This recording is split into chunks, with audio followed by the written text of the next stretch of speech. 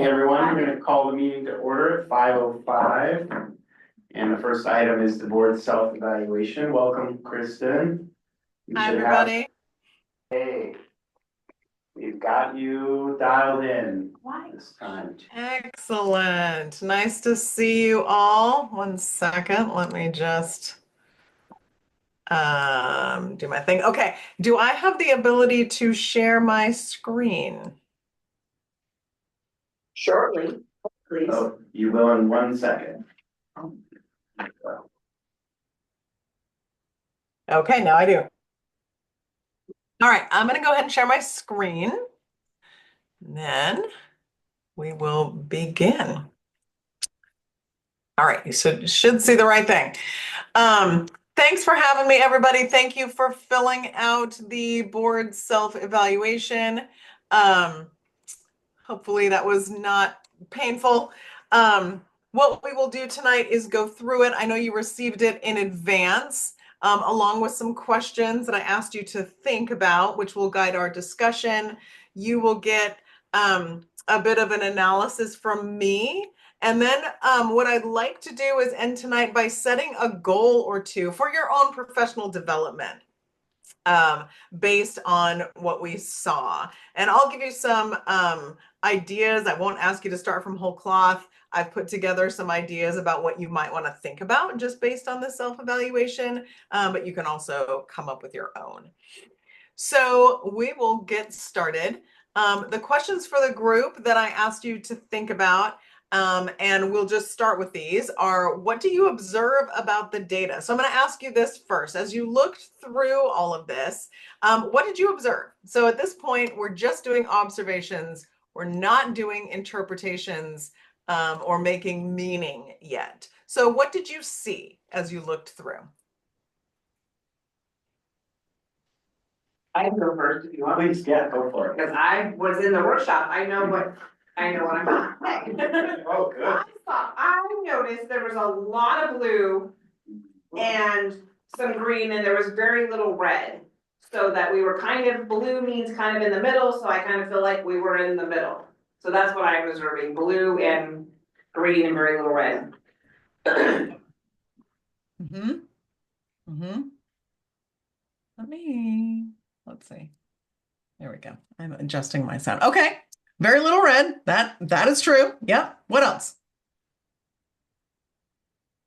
One of the things I remember too from is to really look at areas where there's a large discrepancy maybe, where some are, so I think that's interesting too with a board our size that, well, I mean, I guess they're all 5 or 7. It's not like 15. Where it's banded. There were a couple of areas that seem like we have a very differing view too. So The whole a rainbow. lot of similarity and then a rainbow. So Mhm. Yep. And we are actually going to pull that out and talk about those areas a little bit. Yep. Anything else that you want to mention just for observations, just things that you saw? Saw a lot of things where I was like, how are we going to prioritize Mm. each of these? Mm-hmm. Mm-hmm. Yep. So next question is what meaning did you make? So you did a great job just answering what were your observations. Thank you for doing that because it's very easy to jump into meaning, right? It's very hard for people, especially people in positions that we have to make decisions to not jump into making meaning. So now what meaning did you make of it as you looked through? What does this mean? What conclusions did you draw, if any? Or conclusions did you start to draw?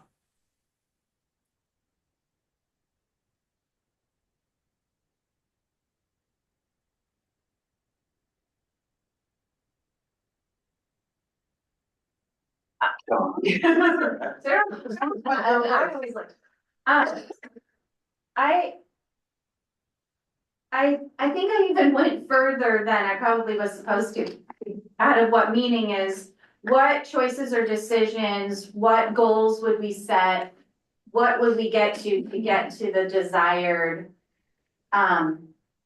outcome in each of these things with the information here? So I don't even know how to completely read this data, but I think I went to the end. How do we get from the end back to where we want to be? And I guess I'll pose this question. An ideal board, which I'm not even sure if that exists, Mhm. what does that look like? Right. What color bands are we all, I mean, realistically, we know we're not all gonna be green ever, so, Right. what ideally too are we trying to get to? And I prefer to work from the end back. What's Right. the goal? Right. And then work backwards, so. Right. Yeah. That is a great question, Sarah. I don't think that, I mean, we'd ask, that's a great question for Dr. Alsbury, who wrote that. I think that what he might say is there would never be any red, right? I don't think that there would ever, I think an ideal board, we wouldn't have any red. We don't want anybody thinking that the board never does any of these things. I think that there would be a lot of congruency, right? So fewer of the rainbows, right? But I don't think that it's realistic to think that there would be no yellow, certainly. Like there's going to be something developing all the time, and developing is not a bad thing, right? Because if you have set a goal in a certain area and your board is progressing and working on it, that's going to show up as yellow. That's going to be progressing. And so I think, you plus in any given year, you can't necessarily be in green as accomplished and doing it well all the time.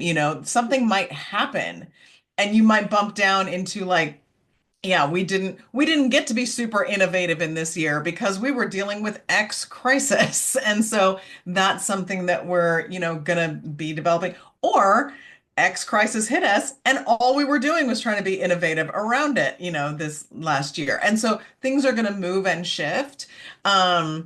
But I actually talked to Tom a lot. Maybe I'll ask him. That's a great question. I really like that question. What does it look like ideally? Um, but I think no red and probably less. And you didn't actually have that much discrepancy. Like you didn't have a ton of those rainbows. I see a lot more than that. So, great. Anything else about what meaning did you make? Just that it's hard to be a board member and get all of this accomplished in a year along with all the other stuff. And I was like, holy smokes.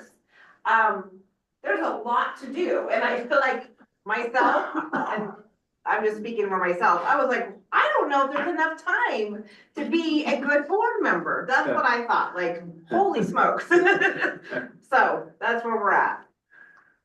And for sure, one of the things that I always say in my trainings, because we do the standards that we teach to as well, right, is that it is never about achieving perfection on all of these, because if I told you it was about achieving perfection, then that would set you up for failure, and that would like then your motivation is gone, like that, who would want to try? And it is just about like knowing these things, keeping them in mind, and when possible, working toward them. It is not always possible, for example, to perfectly align your resources with your strategic priorities. In a year of, budget cuts and stuff, you may be less able to align your resources with your strategic vision. That's just reality, right? Even though that's in several of the standards. But can you, always be thinking of students' best interest in policy and program and curriculum adoption and I mean things like that? Yes, there are other ways to focus, and I do think that prioritization piece is key. There's a huge difference between boards that even know about these things and boards that don't, because just that learning piece is going to inform what you do, right? It's just like that piece that we always talk about, where the single belief that all students can just learn, when shared by all board members, moves the dial on student outcomes. Just believing that, just knowing about these things probably changes the way that you work. Okay, what did you see as the big overall strengths and areas of improvement. I mean, you get that from the front page, right? What did you see as the big ones?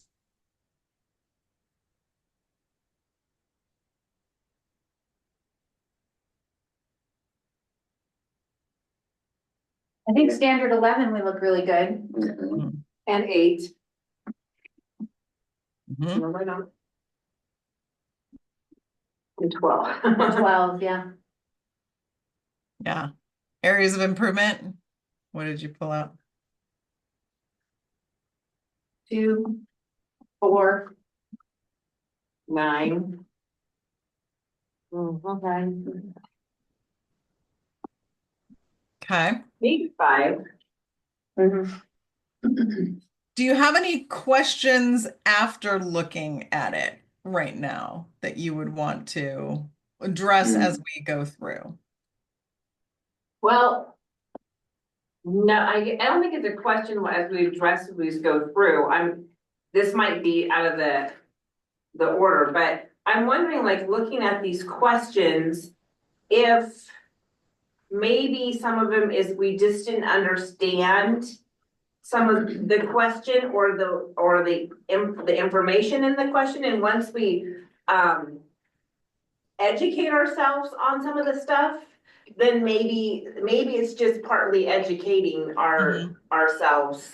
And that, to me, that was like, maybe that should be step 1, is educating ourselves before we move on. Do we all understand the strategic plan? Do we all, like, is it an understanding thing or is it a not doing thing? Does that make sense? Yep. Yeah. I'm writing this down. The survey itself, or just what we are doing. Right. In the district, That was my thought, like, oh, there were some things where there was more yellow or red than I anticipated, where I thought, well, what about this, and this, and maybe we can just be more purposeful about connecting the dots. For what we're doing as a board to these standards.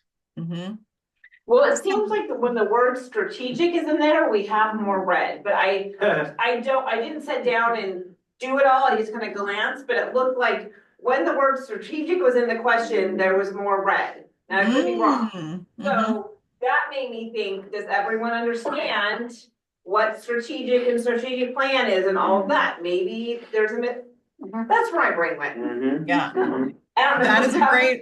That's a great observation. And I was going to say, one of the reasons that we also pull out the incongruency thing, and we get a little report that you all don't, which is an incongruency report, is because there is sometimes just calibration on, like, did we all read the question in the same way?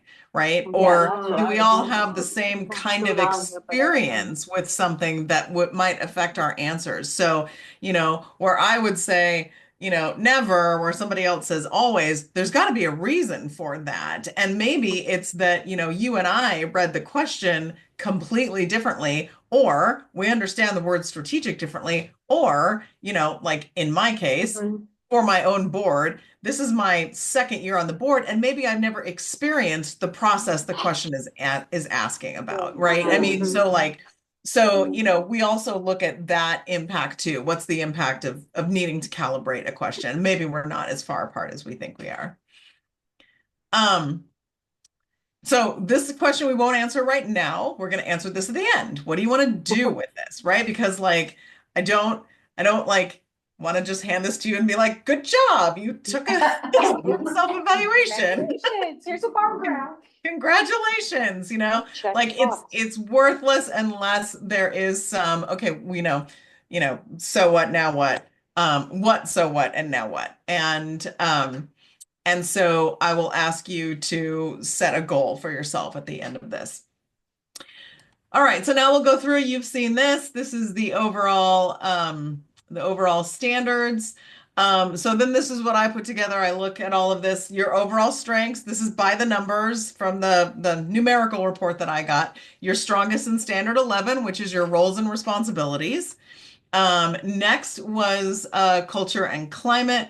And standard 3, effective leadership. I will say I don't often see standard 7 and 3 as being the biggest strengths for boards. So that's great. So what? Okay, that's weird. What do these things mean? Well, we have said that we're not like other boards. That's right. There you go. So true. So- We now have.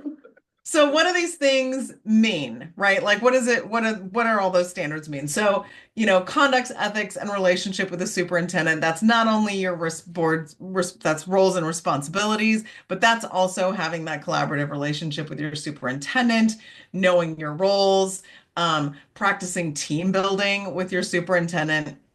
That's fairly foundational to that role and responsibilities piece. Really critical to have that. That's pretty common to have as a strength and be in the top 3. Culture and climate is not as common to have in the top 3. This is a really good one. Ensuring that that you encourage professional development, that that you foster, that you empower staff and nurture capabilities across the organization. Nope, these are reversed. That's why they clicked in a weird order. That's effective leadership. Nope, no, it's not. They just clicked in a weird order. So setting a climate that that encourages and reflects your belief that all students can learn as well, like creating the conditions for success. And then effective leadership, proactive, integrated, making sure that leadership is distributed across the organization as well. Focus, direction, expectations that foster student learning. So ensuring that across the system, the practices and policies that are adopted are guided by student outcomes. So that's what those are. So specific strengths. So then what I like to do is call out, like, what am I finding in the indicators that I can pull out? What I like to do is also combine themes. So if I see questions that are related to each other that you score highly on, I like to put those together. So, and sometimes they don't necessarily mesh well together. But so the board, question 20 was strong. You establish relationships with other governmental partners. That's great. There were a number of questions that kind of pulled out this theme, that you model an empowering leadership style, including ensuring practices that foster a safe, positive environment for students and being solution oriented. So, so not only modeling that culture and climate piece for students, but being solution oriented when you do. So having that action orientation as part of your leadership style. And then all of those at the end, that 74, 75, 76, being well versed in your roles and responsibility. And you marked yourselves really high on confidentiality of executive sessions, not using your office for personal gain, not attempting to speak individually on behalf of the board, all of those just being really good practices. Okay. Overall themes for areas of improvement by the numbers. You said accountability, you said innovation and creativity, and you said community engagement. Why is it doing this? It's so weird. Okay. So, so accountability, right? This is about monitoring. And so providing strategic direction, but holding the system accountable for meeting the organization's mission, vision, and goals. The holding the superintendent accountable for meeting those as well. This is standard 4, goes along really closely with standard 5, which you did not mark yourselves low on, but that is also about using data, right? So when we talk about having a strategic plan, we talk about monitoring that strategic plan as well. So when you're working toward those big buckets of work, how are you following up on those? So when we talk about, building a monitoring plan, that would fall under accountability, but holding the system accountable for achieving that vision and those goals that you set. Innovation and creativity. This got messed up. This is about, I don't know where that got messed up. Innovation and creativity. That's the wrong one. Innovation and creativity is exactly like it sounds. It is thinking about new problems or intractable problems in innovative ways. So how do we solve for X in a way that we haven't before? And so, using our partners, using our great staff, using good thinking to come up with solutions for things that we haven't been able to before. And then community engagement. All your community is important. So that's your staff, your families, your students, community partners, legislators. Who can you leverage resources and your important relationships with? Are they involved in your strategic focus? Are they involved in planning with you? And how do you get feedback, right? This is pretty community dependent and district dependent, but how do you engage your community beyond just having testimony at board meetings? What does that look like? So then specific areas of improvement, I did this again. I took questions, tried to combine them where I saw themes. There was one little theme about soliciting involvement from all areas of the community and ensuring that vision and goals are collaboratively developed with input from staff, families, students, and the broader community. And that looked like you felt like that wasn't as strong. The next one was the board's strategic goals and policies ensure that employees fit into the culture and core values of the district. That wasn't rated as high, and there's that word strategic. And then the board reflects on its own performance and makes change and establishes goals for itself based on that self-reflection. This comes up a lot because often this is the first time that the board, and it's been a long time since the board has taken a board self-assessment. And so usually this is rated pretty low. So then we have congruence. Where were you most on the same page? And then we'll look at incongruence. Where were you least on the same page? So we get a report that shows this. So this is broken down. This is not just me looking at graphs, but and when we look at congruence, it's not where were you most on the same page where you marked yourself the highest. It doesn't matter. If you marked yourself all red on something, you would be in congruence. It's just where are you most on the same page. So the area of highest congruence was standard 11. That's your roles and responsibilities, your conduct, ethics, and relationship with the superintendent. You were all really in agreement that that's where you were super strong. And then the area of highest incongruence was standard 5, and that's data, using data for continuous improvement. And that you didn't find yourself in the highest or in the lowest there, that was in the middle, but there was not a lot of agreement there as to how you fell in using data.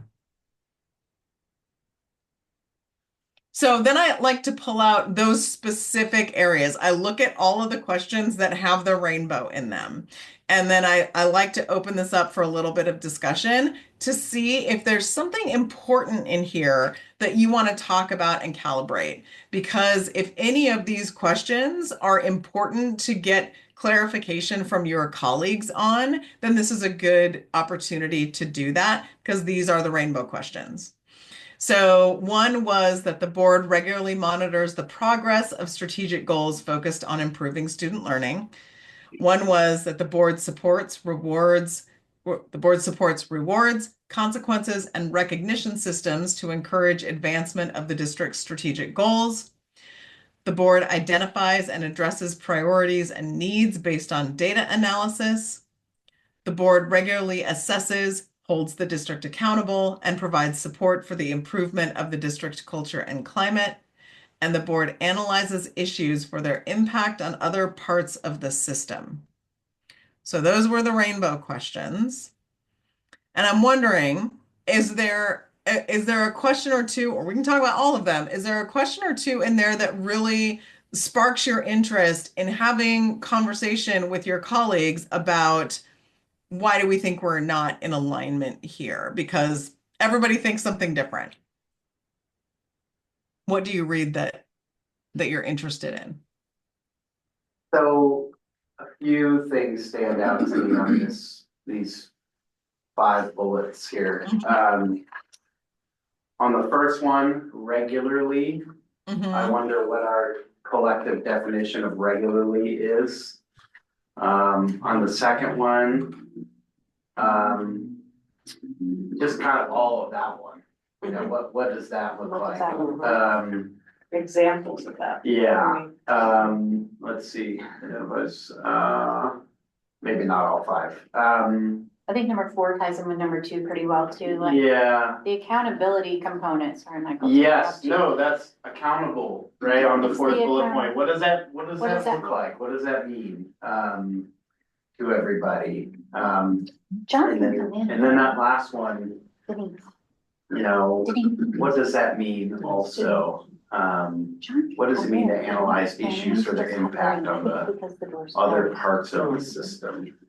So it doesn't surprise me that this is our biggest level of incongruence, because I think a lot of these are left up for interpretation. And they're also kind of fuzzy on, you know, it. And maybe this is where our understanding our role kind of plays into. There might be a lot of this that we're just not intimately aware of what's the specifics that are happening within the system. That we can bring to the forefront a little bit more. You're fine if you have stuff to do, John. We're not Just ready wanted for to it, make- John, we just want you, right? We're not ready for you, but we just wanted to make sure that you knew that you could come in if you wanted. Oh, I didn't know. Okay, yeah. I'll sit over there. Okay. And like, and it's important also to note that like somebody said you always do all of these things, right? There's at least one person in your group that said always, right? And then there's at least one person in your group that says most of the time, right? And so I think this is great to talk about like, you know, what are, you know, yes, let's calibrate some of these and say, what were we thinking? What is our role? And like, you know, can we all see this? You know, who does have some examples of this? Because maybe that's just stuff that we're not seeing or don't all have the same experience with.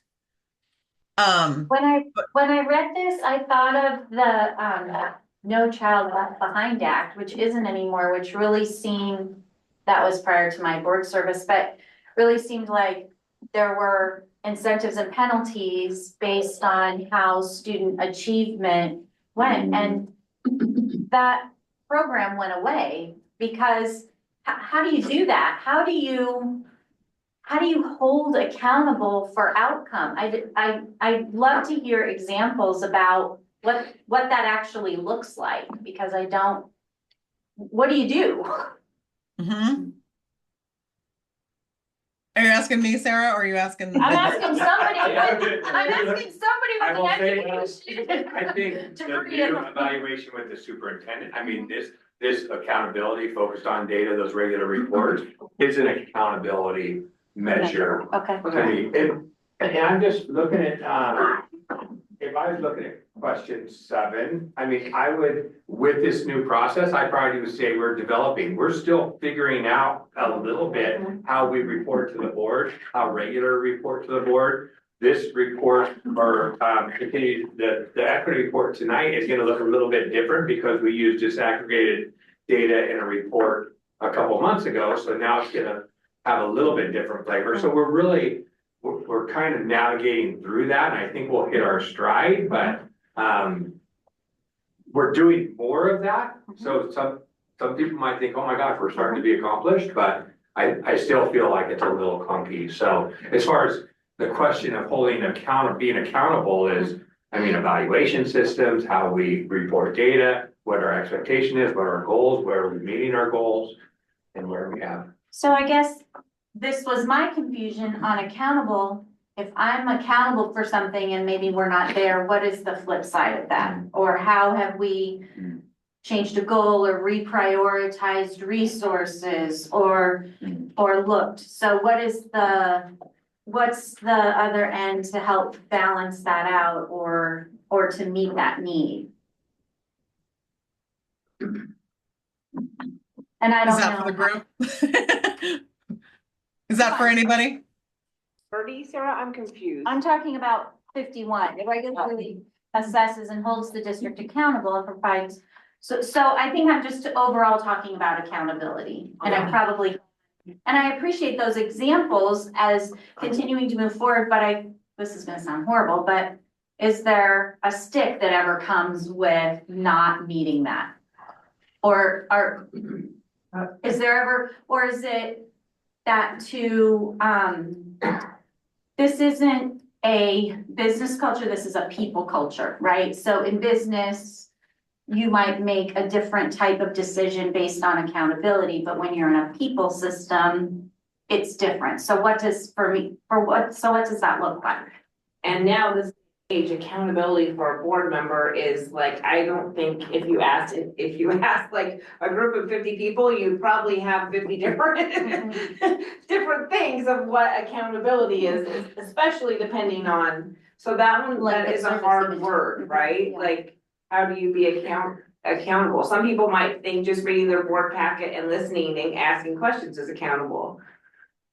And I think there's I will just call myself out. I'm an overachiever, and so I'm like, we need to do better on this, we need to do better on that. And so I think maybe I looked at this through a lens of maybe not as, didn't give us people as much grace as I maybe should have.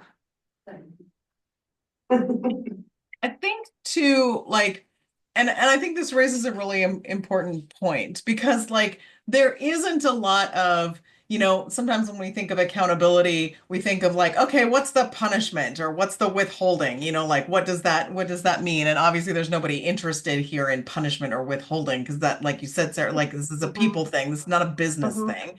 I do think, I mean, what Brent said about like you hold your superintendent accountable, right? Like there's embedded goals there, right? There you have expectations for your one employee. So there's some direct accountability there. But there is accountability in talking about your data in public, right? I mean, there is accountability that the board, when the board talks about like, here's our progress, here's, like here's our good data, here's our bad data, like here's what we're looking at, here's where we are on our goals, like to the community. And I mean, there's even research that says that looking at all of your data, good and bad, that moves the dial on student achievement because you're not hiding anything, right? You're accepting all data, good and bad. And I think that's embedded in this as well. Because, and so then you're being accountable to the public too. And the ultimate accountability for a board member is whether you get reelected, right? I mean, so you're accountable to the public, but also, monitoring, like, so that's a huge piece. I do a lot of strategic planning with boards and I never leave them without a monitoring plan because you can have a beautiful strategic plan. And if you just are like, great, and none of it is measurable and none of it is, or the board doesn't build a plan for what kind of information comes to us on what timetable, who's bringing it, and does not build that into their calendars, I will walk into a district and be like, oh, this was your last one. Where'd you get on it? And get blank stares, and like, so, what was it? And that is accountability as well. Just like talking about these things, knowing what the progress is, and then being like, and now how can we support? What do we need to do? Is it budget? Is it policy? Is it, what kind of supports in the board's role does the board need to provide to the district to keep moving on those goals? And I think all of that is wrapped up in the idea of accountability. Does that help at all? What do you, can I ask a question? Yes. Okay. Yes, of course. What is your advice on, when it means that, okay, yes, we're accountable to our statewide accountability scoring system, but also if our community is not worried about some of these statewide accountability scoring system, they're worried about this, where is that balance on? Oh, good question. Do it. So I don't know any district who wants to define themselves by the state test alone, right? I mean, like there's always for every district either a local assessment or something else that's important to that district as well that says, here's how we measure success. And it may be some non-academic measure, it could be something else or a collection of other things. And I think that any of those things are just additive. to this, to what you're looking at. You know, we all take the state test. That's publicly reported. It's the most easily accessible information that the public has and all of that. But then what is important to your district? Like, how do you know that your kids are okay? Like, how do you know that your kids are learning and doing well? What are the important measurements that you take as a district that really fill out and make rich your assessment of how you know your kids are learning? Like, you know, other internal growth-based assessments, or in some districts, like, what does it mean, like student surveys or some definition of community engagement, or, you know, I mean, there are all kinds of things, but adding those to the pie and saying, you know, this is what it means to be here in our district, I think is really important on top of what's required. This is great.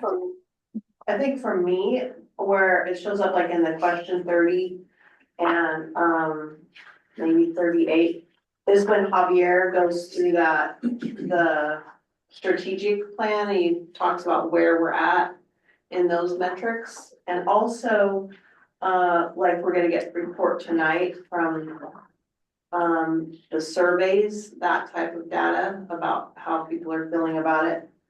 It's not really up there, but I feel disconnected from, and I know on some of ours, we scored low on there, is how are we getting the information to our community and also receiving information from our community. I still don't feel like, I feel like there's a lot, personally, I feel for myself, there's a lot of work to be done in that, because we don't have a lot of folks that come to the board meetings, so that doesn't ever happen there. So for me, I try to show up in the different spaces and maybe be available to hear, but I feel like we could do better in connecting with the community and hearing those things that could be included in these reports that we're talking about.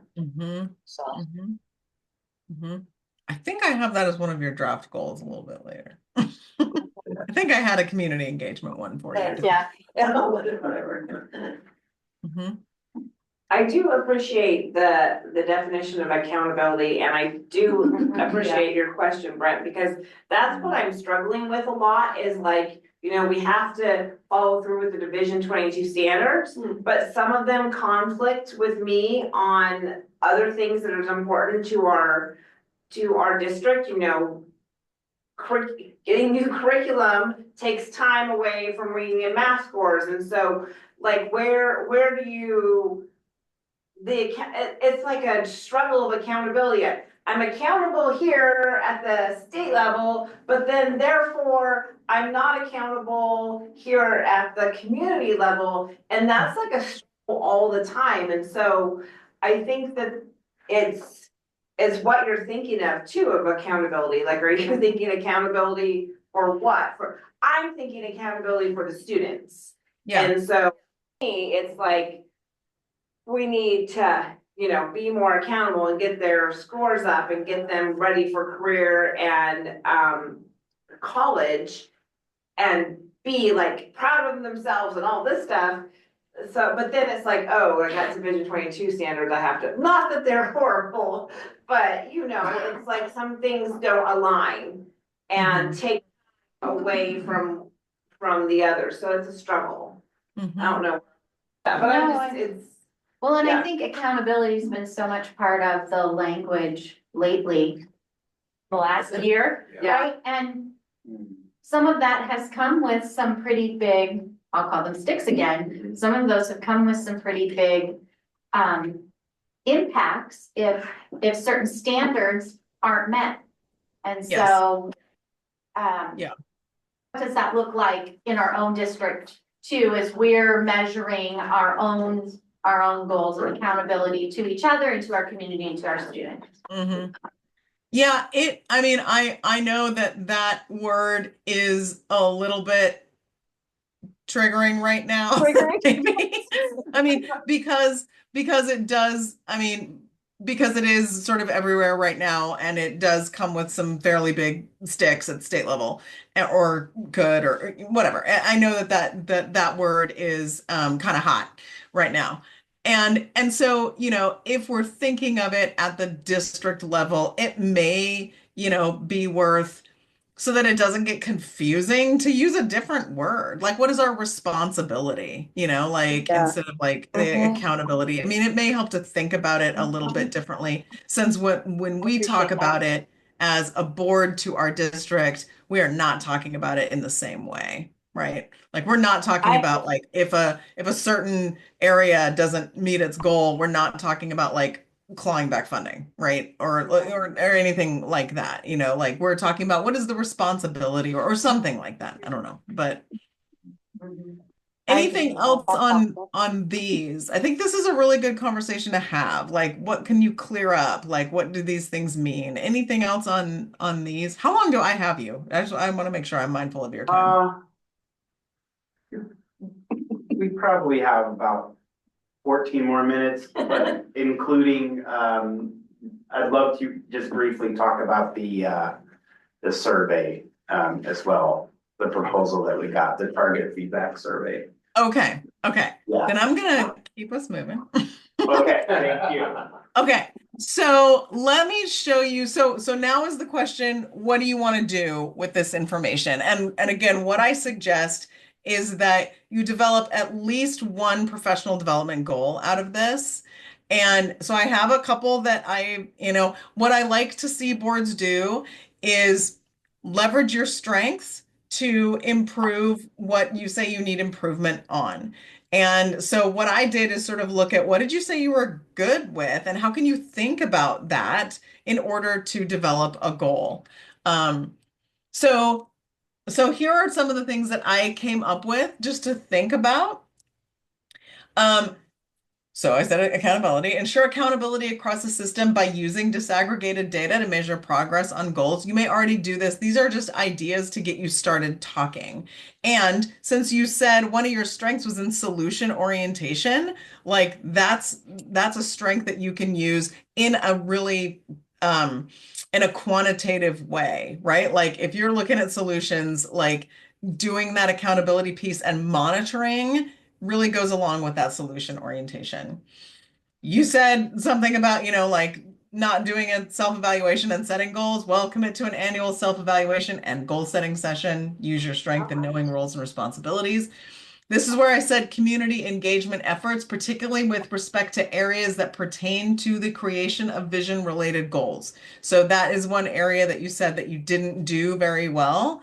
So that may take a little thinking and tweaking, but if you've got, big strategic goals, how and when do you want to revise those, or when do you want to build them? And then how do you wrap community into that, right? Because then that is a sort of that's a discrete way of engaging the community.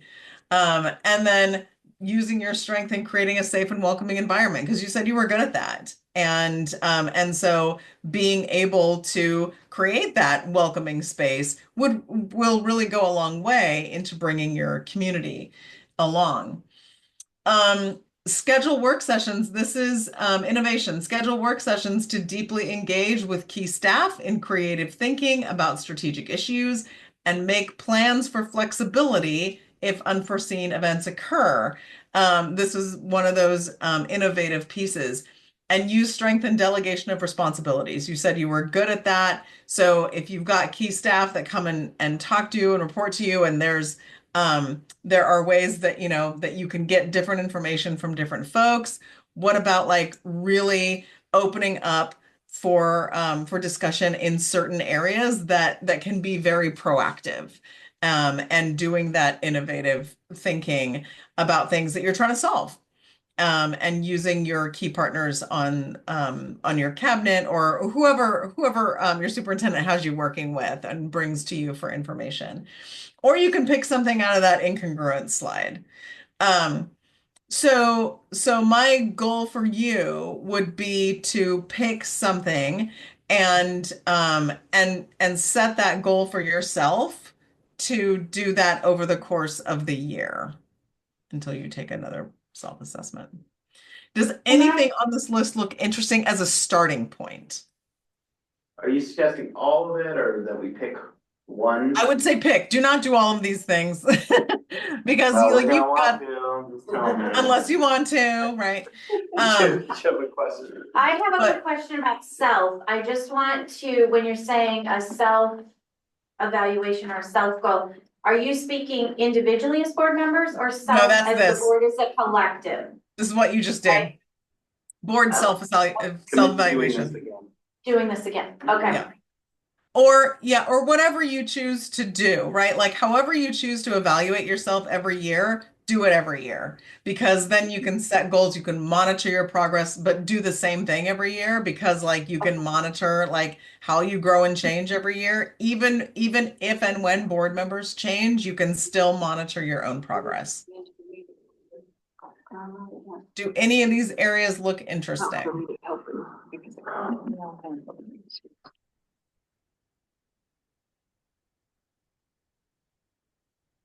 I love number 1, number 4. love number 4. Number 4 is really cool. Trying to focus on student centered. Mm-hmm.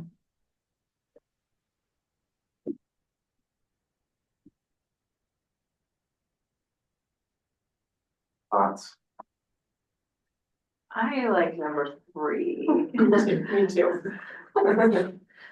But we could maybe do 2. You could. I think number 4, is more of an adjustment, not a whole start from ground up type thing. So I think it's refining the to me, number 4 is like refining the process and finding something that works. I think that's an easier goal. And so if that's the goal to pick, I think we could do 2. But that's just my, again, I said it earlier, I'm an overachiever. I think everyone else should be, so you can stop me. We can also underpromise and overdeliver because sometimes we get ahead of ourselves and then we fail. Yes.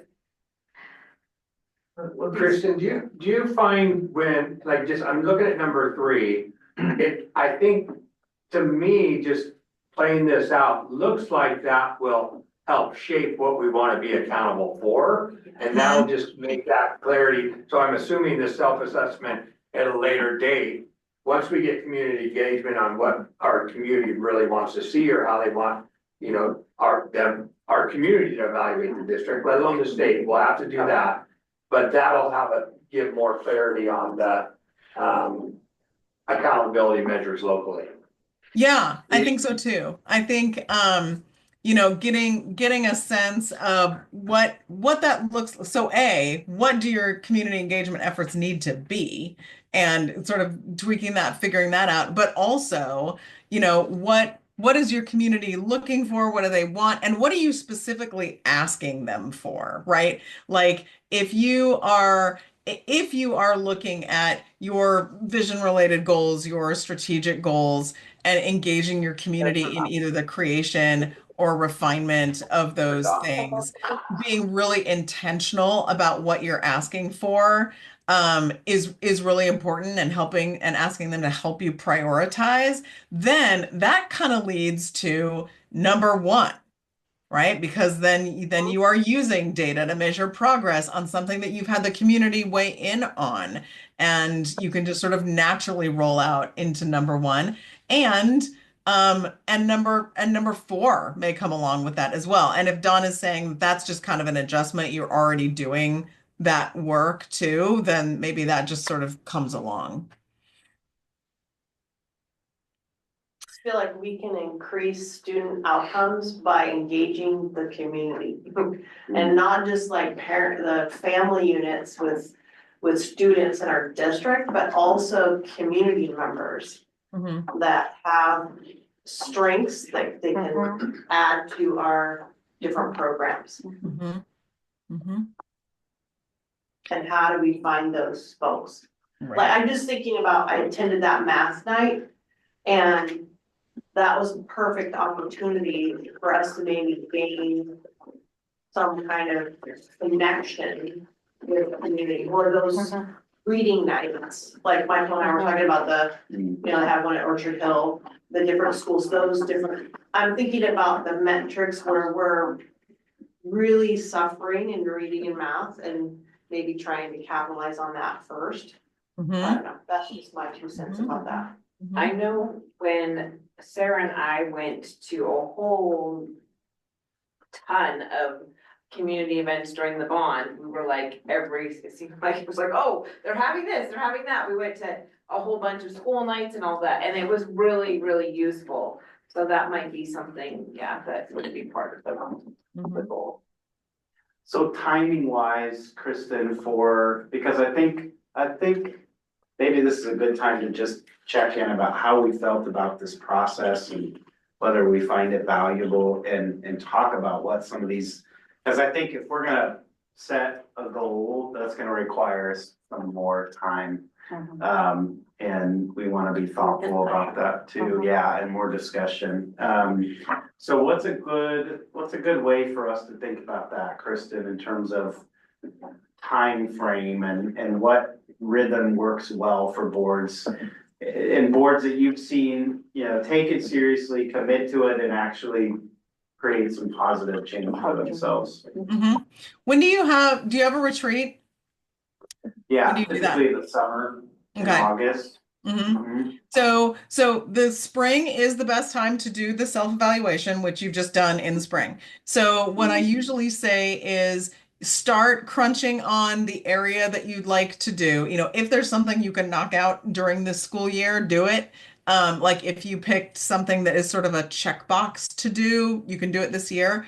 But if there is something deeper, like you decide that like that community engagement piece looks really tantalizing, that you talk about that during your retreat and really work on defining that goal for the next school year, as part of your retreat.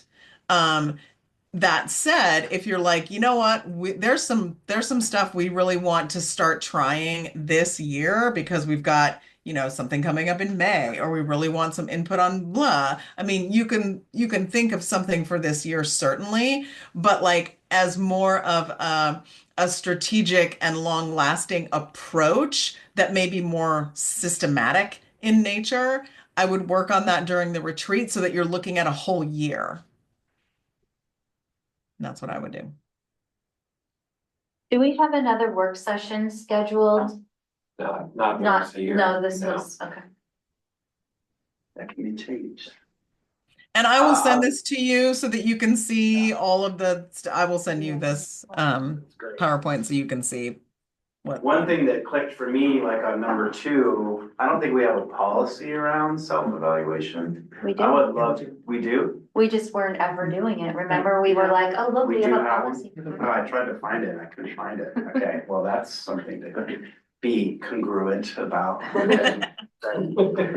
That's good. And Kristen, once we set a goal, once we define a goal, will you be able to support us on kind of writing out a goal in like through the smarting process? So I can do that, and I can do that as part of this process, like not as an extra thing. So if you are working on a goal that is related to this, I'm happy to help support that. Yep. thank you.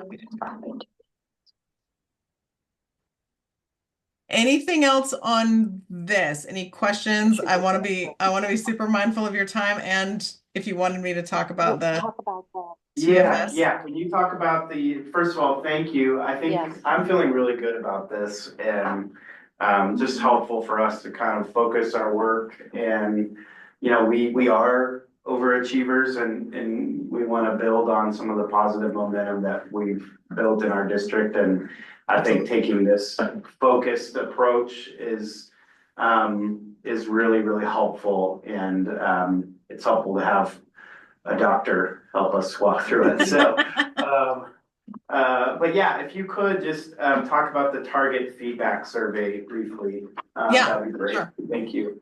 Yes, so we developed this a few years ago when we discovered that 360 surveys as part of the superintendent evaluation were not working because they really unintentionally solicit complaints. So what we were finding is that, we would write these surveys with boards, we would just kind of put them out there generally, and questions like I don't know. Nobody was intending anything bad, and what we would find is that the information that would come back would not only be not useful, but it would be sometimes harmful. And it would be really anecdotal in nature and just wasn't working for the boards or the superintendents. And so what we did was write a targeted feedback survey where there are questions for staff and questions for community, and they're all aligned to the standards in the book, in the superintendent evaluation book. So we don't let boards change the questions. Like, we wrote them really intentionally to be aligned with the standard so that the data that you get back is aligned with exactly the tool that you're using. And the questions are appropriate for both of those groups. There are standards that we ask staff, and then there are some standards we ask community, but they don't get asked everything because they won't have as much experience with instructional design and things like that.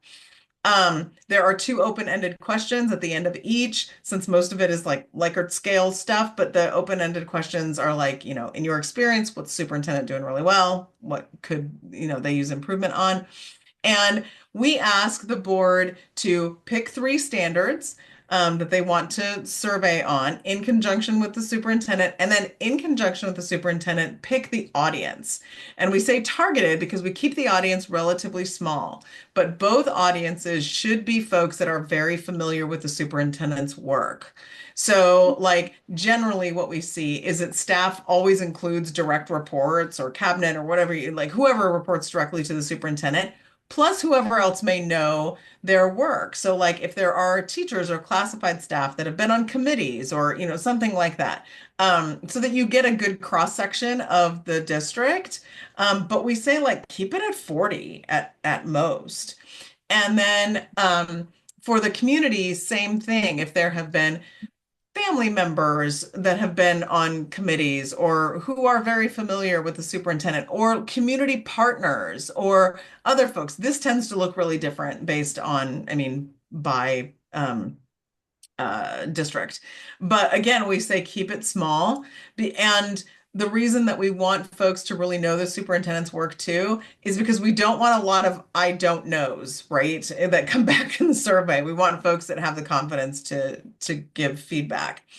And then we administer the survey. It's all anonymous and confidential. We bring it back. We provide you a summary, not each individual question. We provide you a summary. It's aligned to the standards.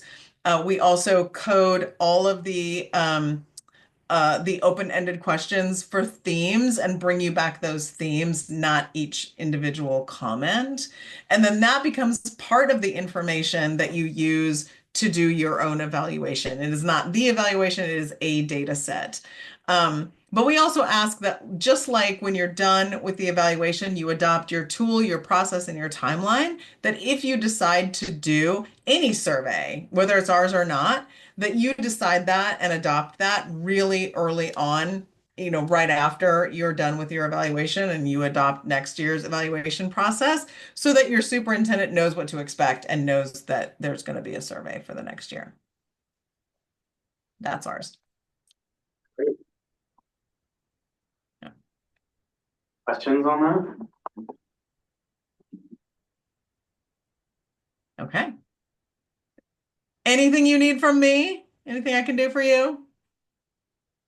Not at this moment, but I think we'll definitely be in touch, and we might solicit some help from you to help us with goal setting. Happy to do that. So, yeah, but this was very, very useful and helpful, so thank you so much. Good, thank you. Nice to see you all. Thank you. You Thank too, you. have a good evening. Bye. Bye. All right. Any final thoughts on any of that? Okay. Moving on. I have next on my list the equity and community care update. Do you wanna stick with that order? Yeah, so still work, or do you wanna go first, John? Okay,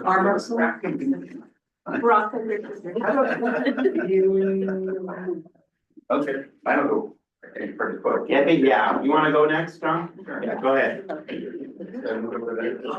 Yeah, move wherever you're comfortable and makes sense for you. So just as he's coming up here, wanted to give a general facilities kind of update, also highlighting on Secure Check LLC that did the assessments of all of our buildings post bond. Ernie went through all of our building, and so and we've gone through those assessments. John has some plans that he'll talk about.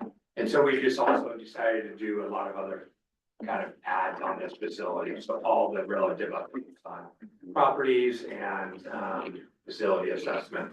And before we get going, you probably won't share this, but we applied for 3 different grants for facility assessment, review. 2 others that I can't remember, but I was really excited about the facility assessment for you. Facility assessment, long-range facility plan, and asbestos hazard assessment, and digitizing all of our records. Oh, nice. He applied for those, we got all 3 of them, we got them, on it, so yeah. You got all of them? How much? 105,000. Wow. So is it the strategic plan for this? What's the strategic plan for? For that? Just the all of district facilities. Remember when, before we did the bond, we had hired The long CSA to range, do that? the long range facility They did a plan? strategic plan, Okay. or the facility assessment, and then the long-range facility plan. Okay. So we felt it's been Mhm. almost 9 years. It was about time to look at it again. Not that we're going there, but that will set us up if down the road, when the bond payment lowers, if we wanted to go for more money to work on this. You keep trying for that, don't you? Well, An evil master I plan. wanted to highlight that because I know you had it here, but that was a huge accomplishment, getting all 3. Oh, absolutely. Congratulations. Thank you, John. That was all yours. okay, well, first of all, I'm gonna talk about Bear Creek Nature Classroom. In board book, I did include, I think you guys may have already seen this. It was from the community meeting. and You everything. emailed it? So, I wasn't sure, but I included it in case you want to review it again. I did get an update, and they expect to have a rough drawing of the ideas that we had here incorporated into that piece of property. So I hope to have that in the next month to share. That's about the only update on that part. Okay. On the next part, I just put the coal mine sale, because I know that somebody else looked at it the other day, and I know that that is going to be important for the next one. So on Clover progress, I actually, I just got these updated drawings about an hour before the meeting, and Denise was actually able to put it on Borgo. Yeah. Oh. So it's actually there now. At this place, but if you want to see a hard copy or have a hard copy. Thank you, Denise. Yeah, it's just a rock star. I kept bugging them all day. Is it ready yet? Is it ready yet? Is this DCS? Yeah. Yes, and I'll kind of go over this just real quick, kind of the differences. If you look at your drawing, what we had to do was we had to move Boys and Girls Club back a little bit because we needed stormwater treatment here. That was a requirement by the city. And then the city decided that this was too close to where you turn in at Culver. So on the new plan, it actually comes down here and this is moved over. And this is where you drive into the facility. Oh, Yeah. that's So gonna say be that one kind of more a time. nightmare, isn't it? This is the old, This is the old, that's the new. It's. So the new one brings you up Wagner Creek south a little bit more before you get into turning either way down those other parking. Culver. Sections. That's really tight. Well, this is Wagner Creek, No, where it would extend and go all the way Oh, to by gotcha. Town Middle School. Okay, got it. That's where the easement is. Oh, I see, I can. Then now we have a T-ball field in the middle of the easement. Well, he just didn't get, they were moving things around to do this, and I was pushing hard. Okay. but what I'm talking about is this is a one little out this way and one, I don't know, this seems like this is gonna be really tight. It's a, Yes, that's the right word. it's a 2-lane. But they're gonna This have- is actually wider than what it looks like, it's quite a bit wider than It's like a sufficient normal road. space. Huh? It's sufficient space, but it's just not drawn to size. Yeah, It's not, okay. And they're gonna have to have fencing, right? Probably around there, so there would be one in and, I mean, that might be part of it too. That's gonna be a huge bottleneck, don't you? Do you? the other part you can't really see, so we're having to widen, we're being forced to widen Culver to 3-lane to put in a turn Turning lane. lane. Oh, And then also a bike path. And there's quite a bit going on When up did all here. that come into play? Like, when? When Boys and Girls Club, well, first of all, we need more money. And Okay. also, we need to negotiate with Boys and Girls Club to get them to pay their portion. Okay. I mean, there's a lot that went into this design. You may or may not know that there is contaminated soil. Right. It's not a hazard to humans, but it's not clean enough that we can just dump it somewhere as clean fill. It has to be, we'd either have to pay to do it. So we worked, well, my direction to ZCS, and they worked really hard, was to come up with a complete grading plan. That would have us move as little soil out of this site as possible. And find areas that we could actually use it, that we would be bearing it, like, the majority of it is gonna go into the soccer field. The soccer field, from here to here, the field drops 14 feet. Oh, wow. So we gotta level it up a bunch. So like where the soccer field is, that's actually gonna be 3 feet higher than the parking lot. It'll have a retaining wall and nets. That's where most of our soil's going, Okay. right?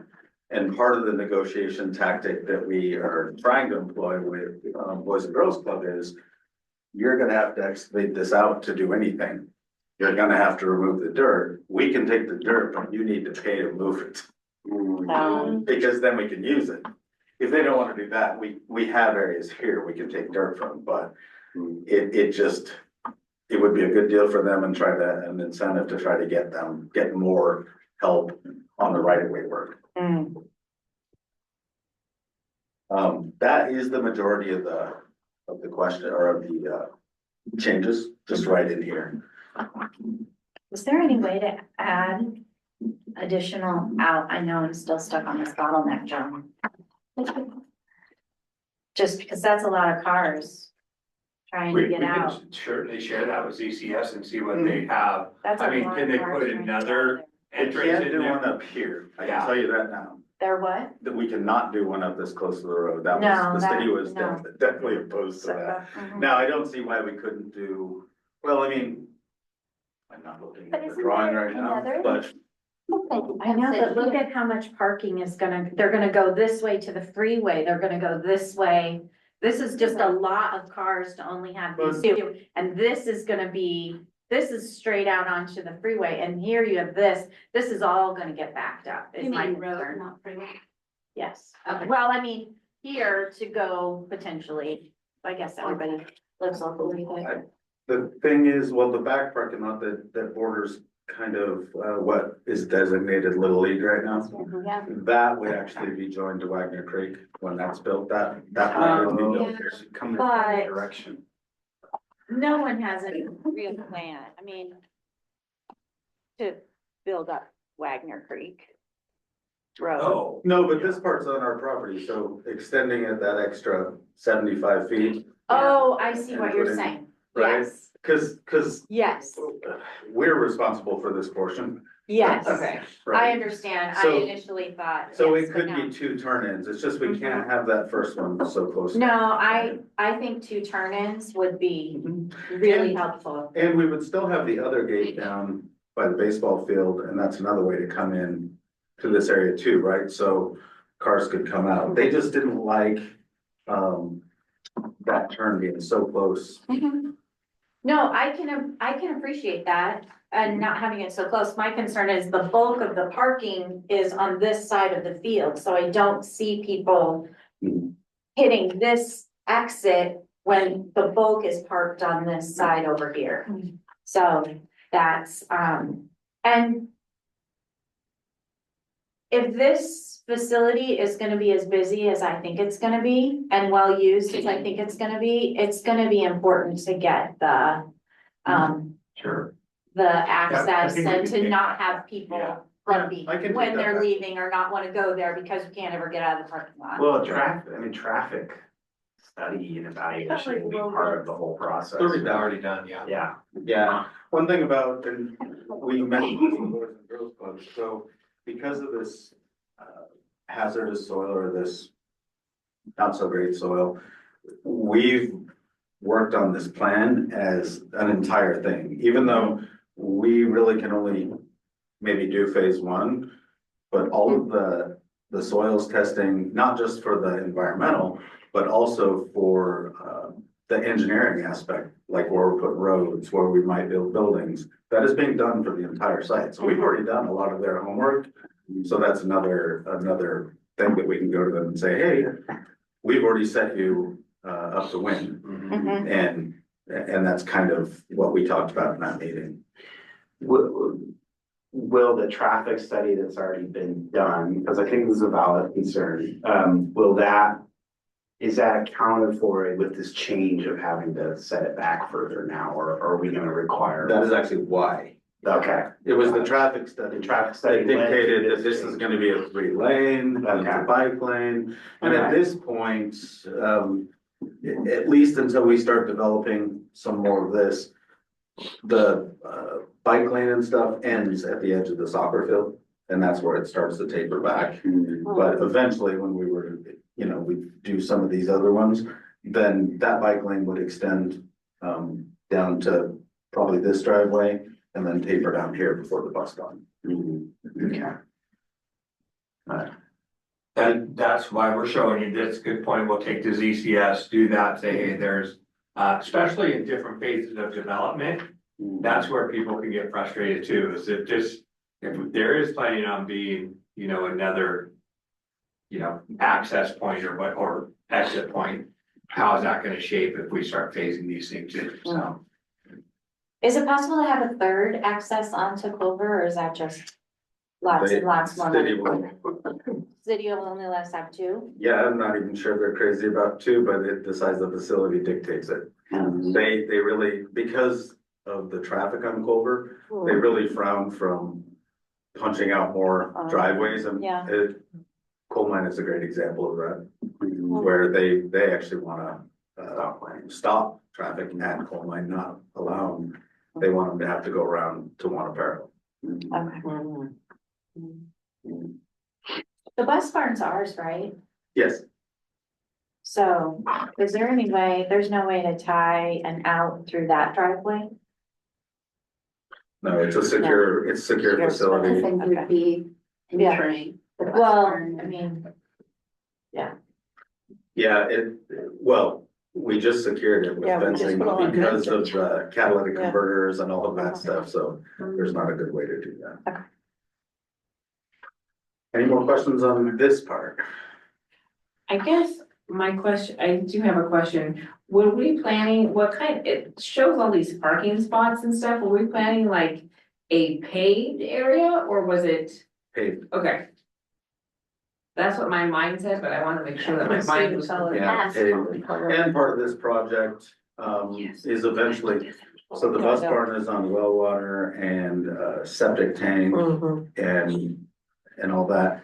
Part of the plan is to bring those services up here, which right now, there's a pretty good sized portion at the front of the bus barn that can't be used because that's where the septic system is, right? So if we do that, then we actually could fit another 10 or 11 buses probably down the road. Any more questions on that part?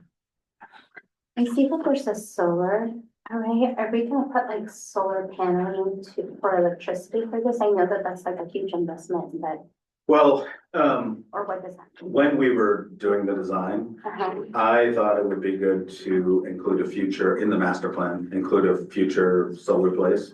If we got grants, Yeah, but also so that we could possibly feed a couple of electric buses. yeah, So that's why it's kind of in that general area. okay, so that's for future now. Yeah, definitely Okay, future. thank Yeah, I you. mean, the only part of this project right now that we're working on or designing to actually do right away Oh, is the soccer fields, the turf soccer fields. okay, thank you for that clarification. John. Yeah.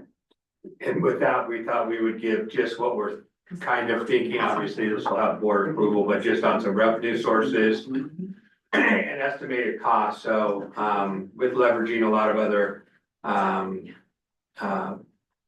dollars, we have about $1.9 million left in our bond, resources. Interest from that is about $350,000.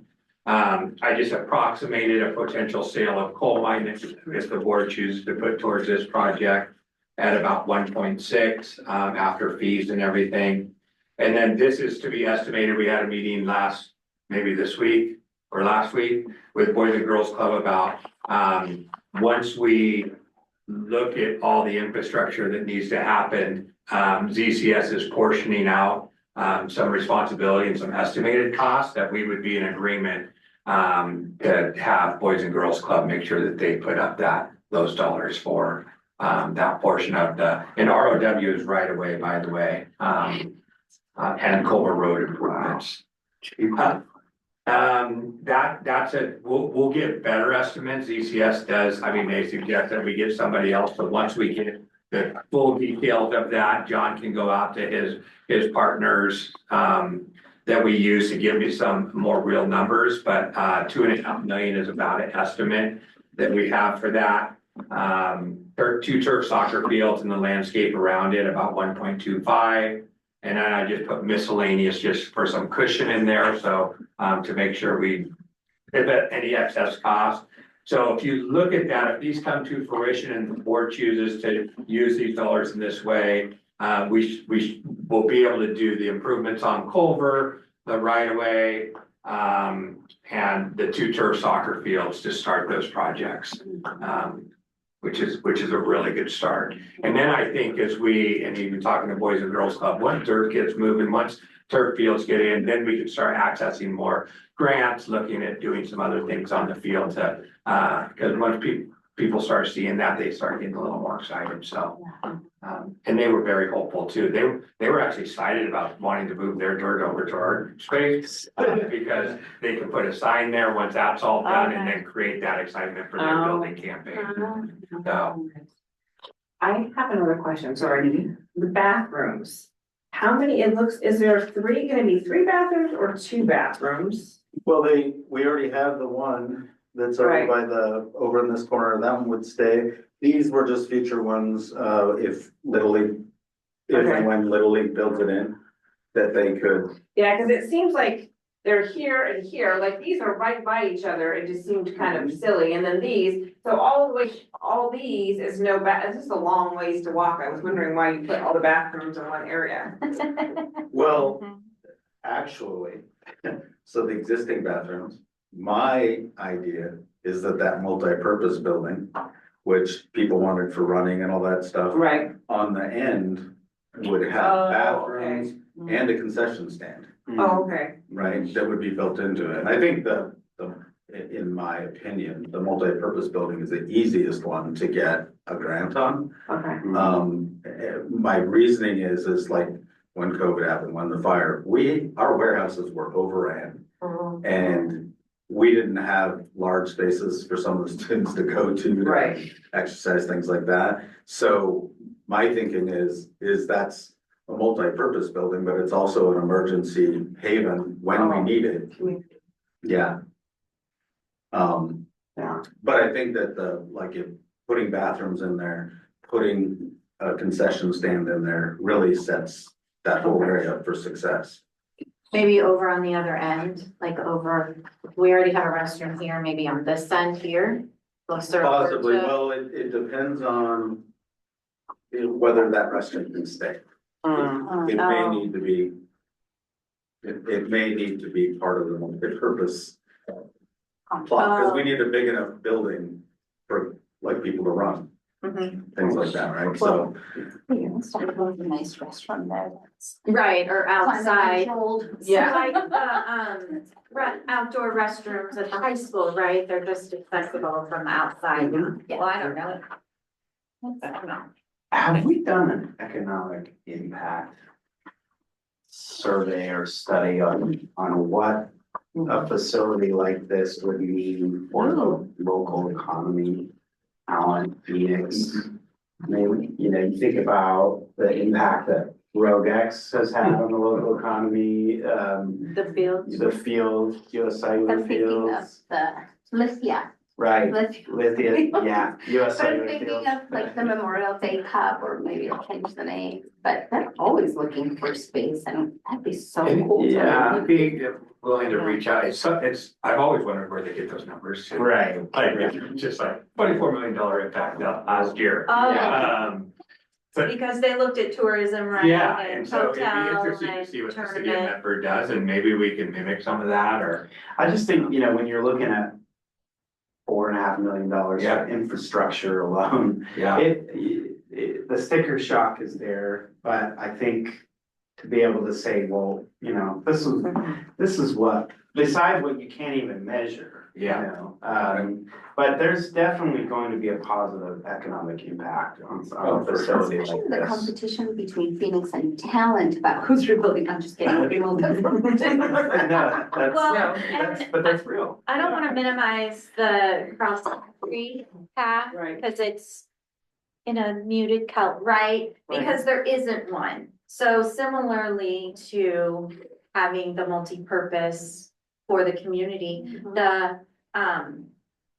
the cross-country path, there isn't one. And so just the uniqueness of some of the facilities, similarly to Rogue X, the uniqueness of the pool environment and what you can offer with that for this facility, I think will make are you it. thinking there's not one now? There isn't one No, they run you're out like in there. the region you're talking about, right? in the region. Oh, in the region, Yeah. okay. Mhm. I was gonna say they're using Culver's. No, I mean, in the region, this is the only Oh, one in the yeah. region. Oh, no, SOU yeah, doesn't 100%, have yeah. one, Right. Medford doesn't have one. Mhm. So the draw that this will Well, you be could actually hold a regionally meeting. is what I was trying to say. I bet we get a grant. You were on, yeah. Yeah, Economic I impact. mean, SOU rents it regularly, for their big needs. Mhm.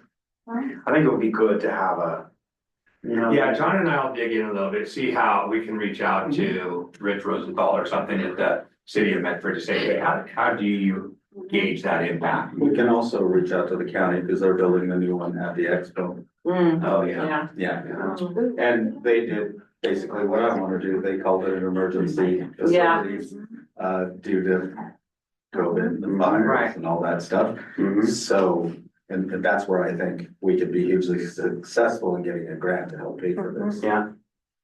Very cool. Smoke Awesome. mitigation too, right? Yeah.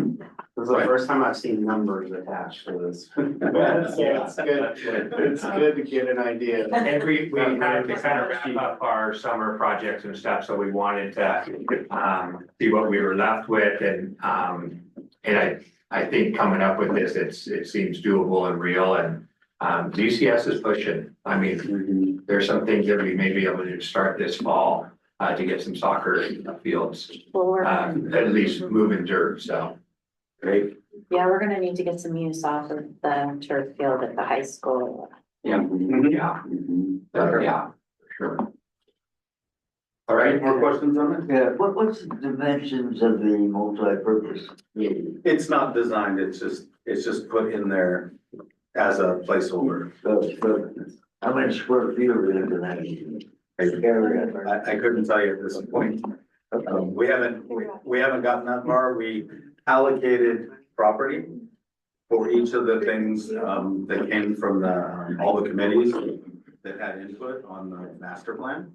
And so, they looked at this and figured out how to fit it in. And we've even talked about that, so this area where the bleachers are, that maybe this sidewalk area gets widened and actually becomes a wide Oh, concrete area so that we could have some big bay doors on this side.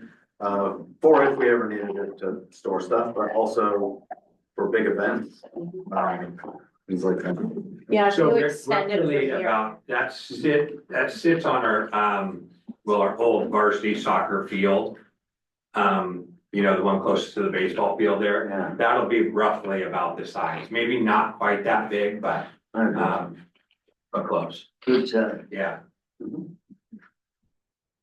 Sorry, Sarah, I interrupted you. no, not at all. Any more questions on that? Good update, thank you. Awesome. Here. So now we'll move on to the vulnerability assessment. Ernie Whiten did a great job and I've been through all the books. I included some pictures of examples that he had in the assessment and some of our immediate plans that we're pricing out as we speak. The vegetation thing, we've already turned it back. That's all fixed. The things that we could fix, we fixed right away. Working on, getting pricing for the cameras, the additional cameras, which he basically spelled out in most of the, facilities. PHS was one that there wasn't really much to be added. He has a couple of recommendations that we're still considering, not super happy with, or not sure how they would work, like putting alarms in the high school. That facility's used so much, I'd be down here 2-3 times a day. Yeah. So we're not super crazy about that, and I think maybe we see if we have it's been open for 5 years, we've never had a problem. You're talking about after hour alarms? Yeah, basically motion detectors in every hallway, all of that. Oh. And since you know how busy that facility is, Oh, and it's multiple sections, right? So you could be on the gym side and trigger a commons alarm potentially. And yeah, it could be a real mess. And staff going in at all different hours, prepping or whatever, yeah. The reason when we designed the high school, the old high school used to have motion detectors in the office and stuff. And I was told that the main reason was to protect the records, right? But even then, I got called at least a couple times a week because the staff member would wander in. And then I get called down to, or the police will call me and say, oh, it's so-and-so. Yeah, they're fine. But so like I said, that recommendation, we're just kind of gonna sit on for a little while, I think, and see if it becomes a problem. And then if it does become a problem, then we'll have to figure out what areas that we feel are important to target. He did highlight several fence repairs and we're working on getting estimates for that. That work will be finished over the summer. The drive gates, I included a picture. So at the high school, first of all, the gate was out of alignment. We fixed that, but he didn't like the fact that it didn't stop on something. And this is what we actually, on the next picture is actually what we did at TMS. So I've got quality fence looking at adding that to the high school to fix that situation. Another item that Ernie he recommended we change. We just had a standard chain on our gates around all the facilities. He didn't like that because you could cut it with a bolt cutter, but his recommendation was to use the little drop down thing on the pole, which we know from experience, I can push through every one of them. If they're down, I can kick it and they twist or they snap off.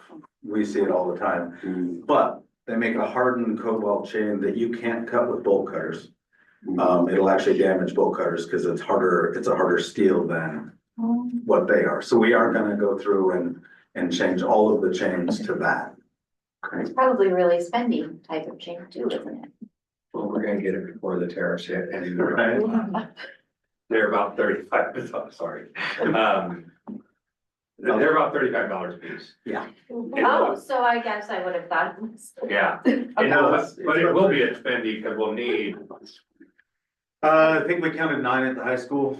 We've got them everywhere, Mhm. except TMS. So, And include TMS though. And include TMS. no, what I'm saying is, we don't have any, gates like that at TMS. Oh, okay. Because we have the 2 drive gates on the 2 sides. So we don't really have any at that location. All the other schools have multiple, so we'll be working with that. TMS, we did include like, he did a camera coverage drawing on most of the schools for some reason. He didn't include PHS.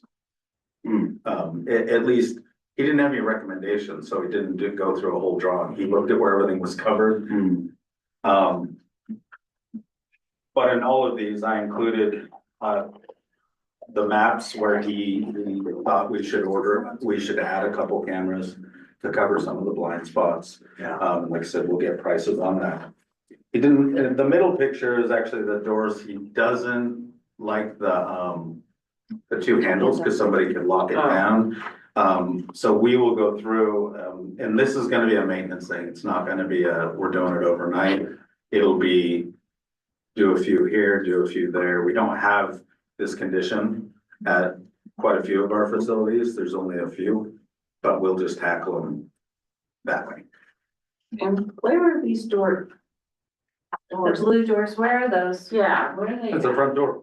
Well, how do you get in without a handle? That's my question. You just put a handle on one side. Oh, Then they okay. can't run a chain through both. Okay. So the purpose is that this is the blue the picture with the blue doors is what we currently have, and we're moving to the picture with the black doors. Right? Where one Yeah. side is flat and, Okay. okay, got it. Thank you. That's what I thought, but I'm glad that you asked.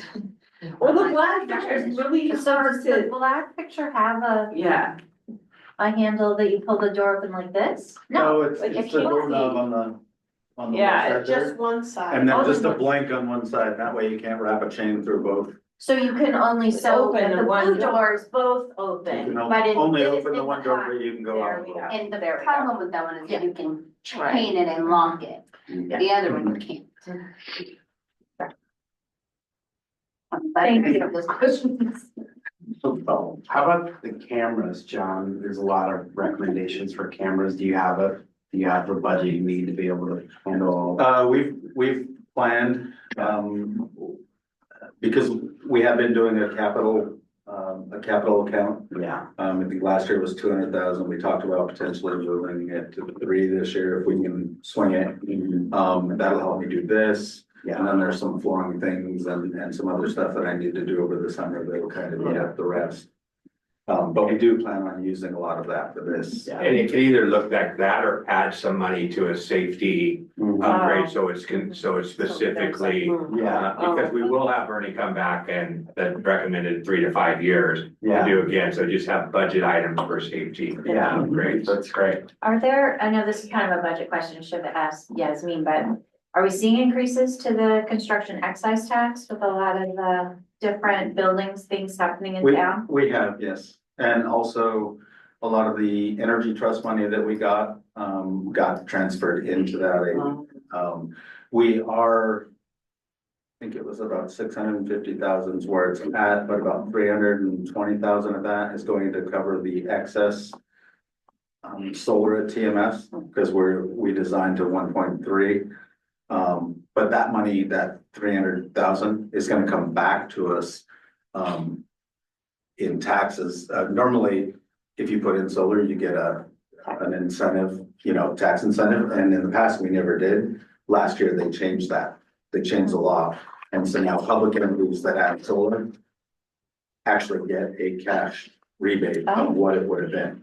Nice. So when we did the design, we calculated what the cost of it should be with the money coming back. And once we do that, we'll only have been spending the $1 million grant that we got.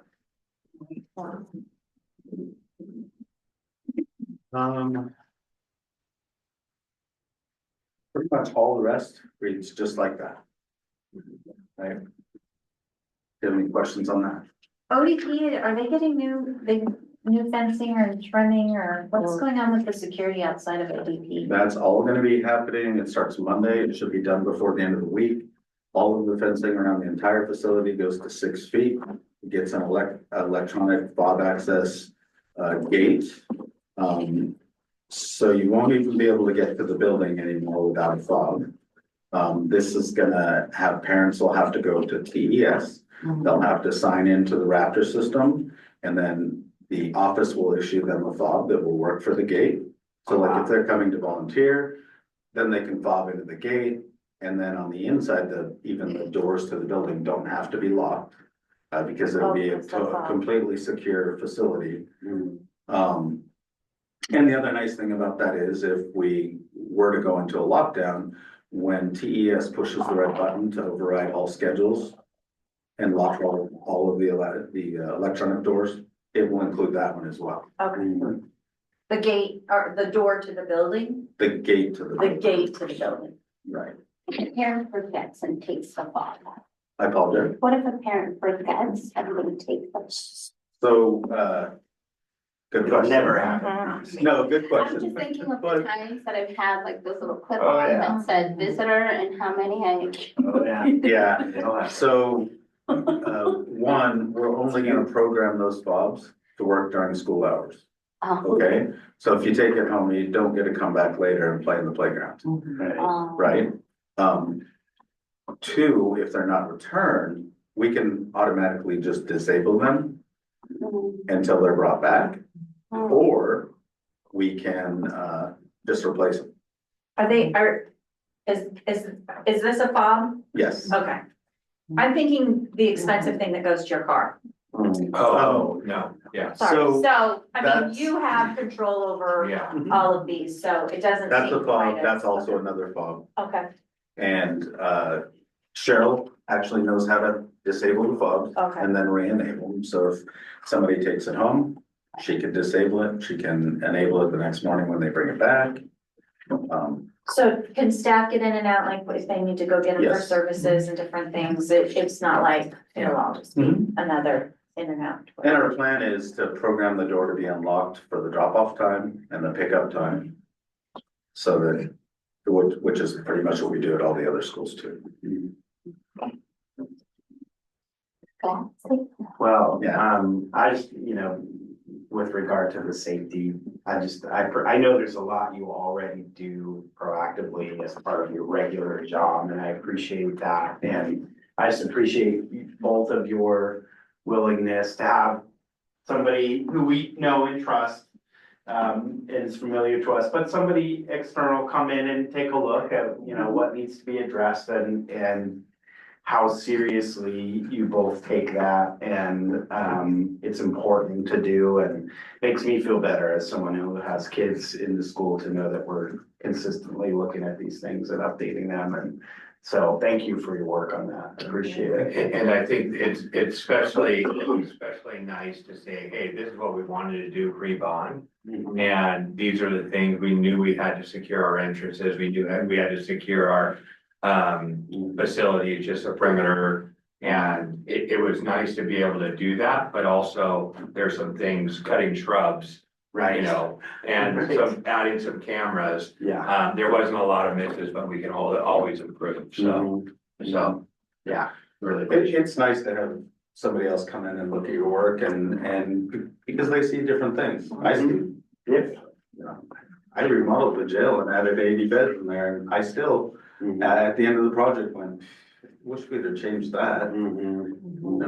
Yeah, well, it's from the report, you should see, Bernie's an expert. I mean, Yes. He looks at everything. one was very thorough in the country, yeah. Well, thank you so much. Any more questions for John?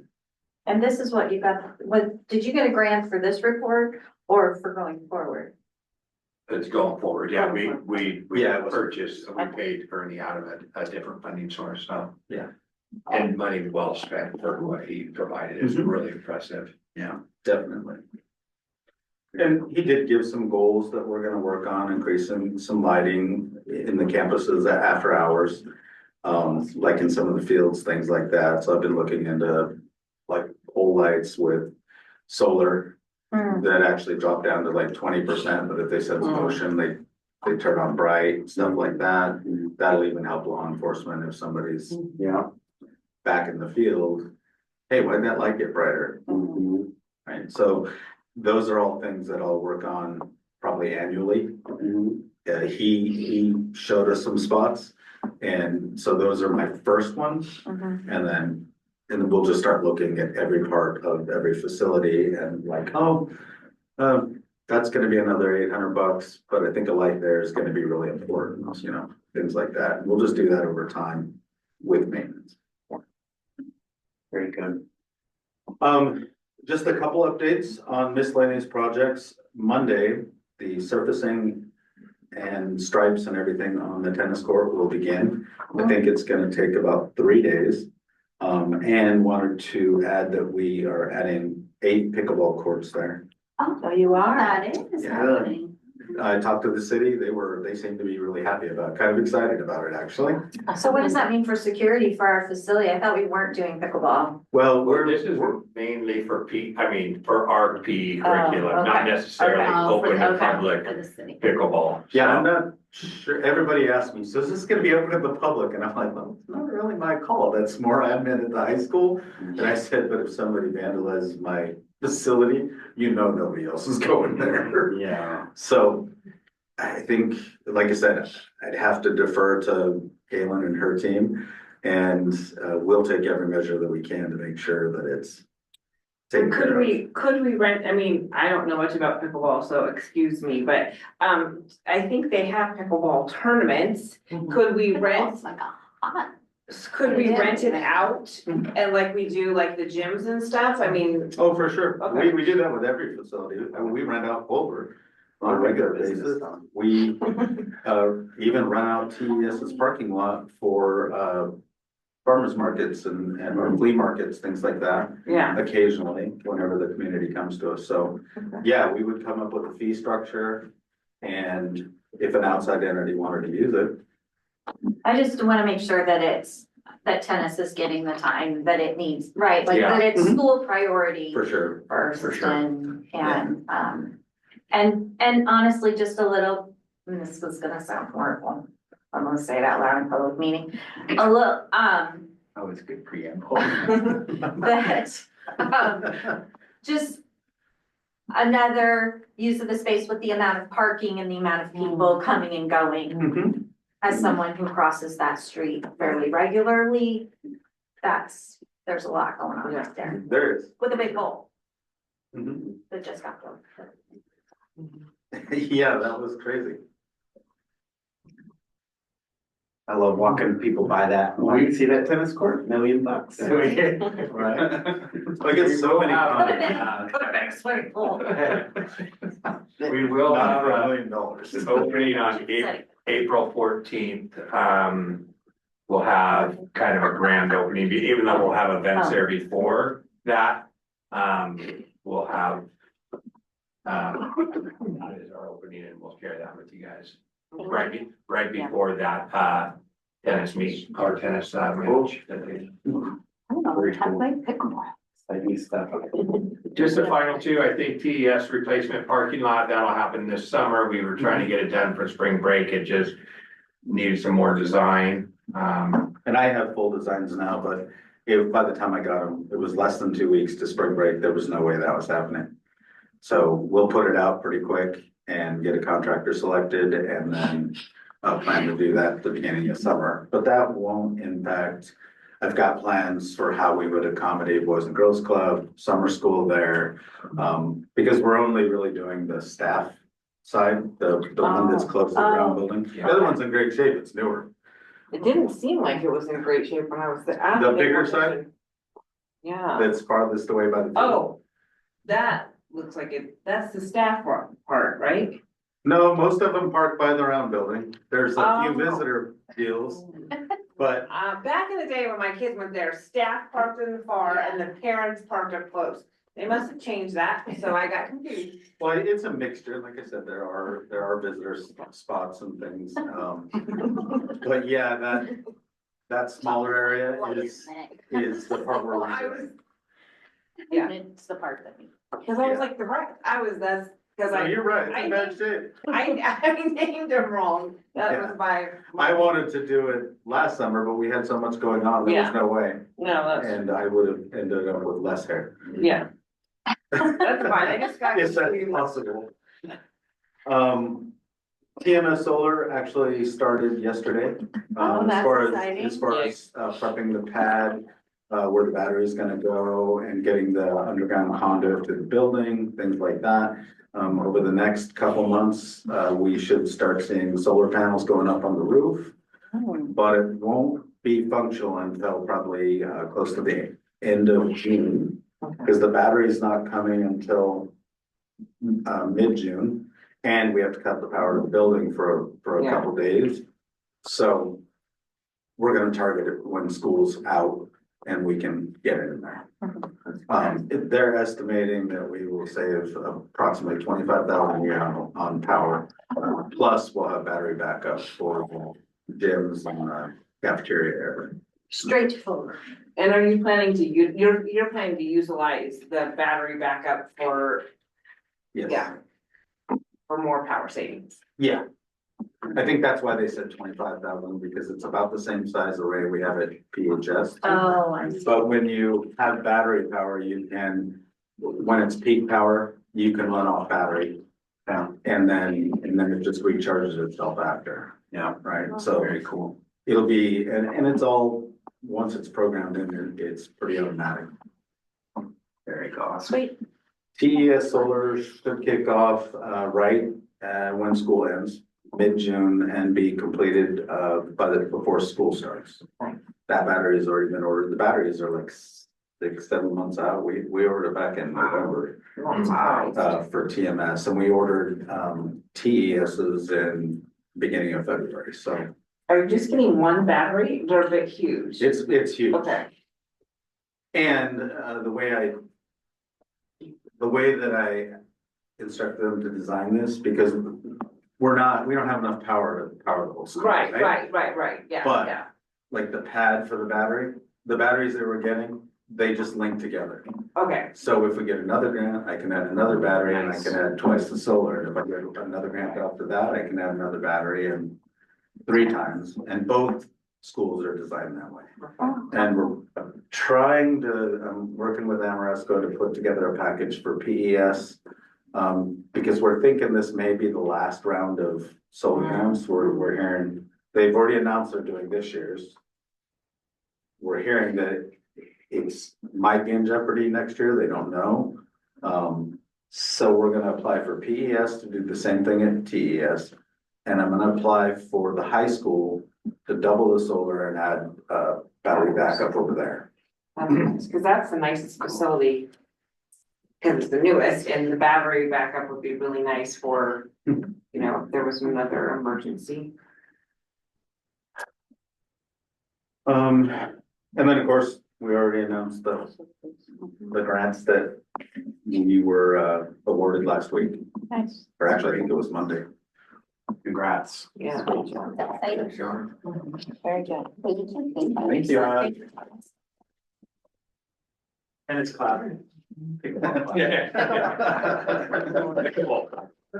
Yeah, pickleball is pretty intense, right? I don't know, I haven't played.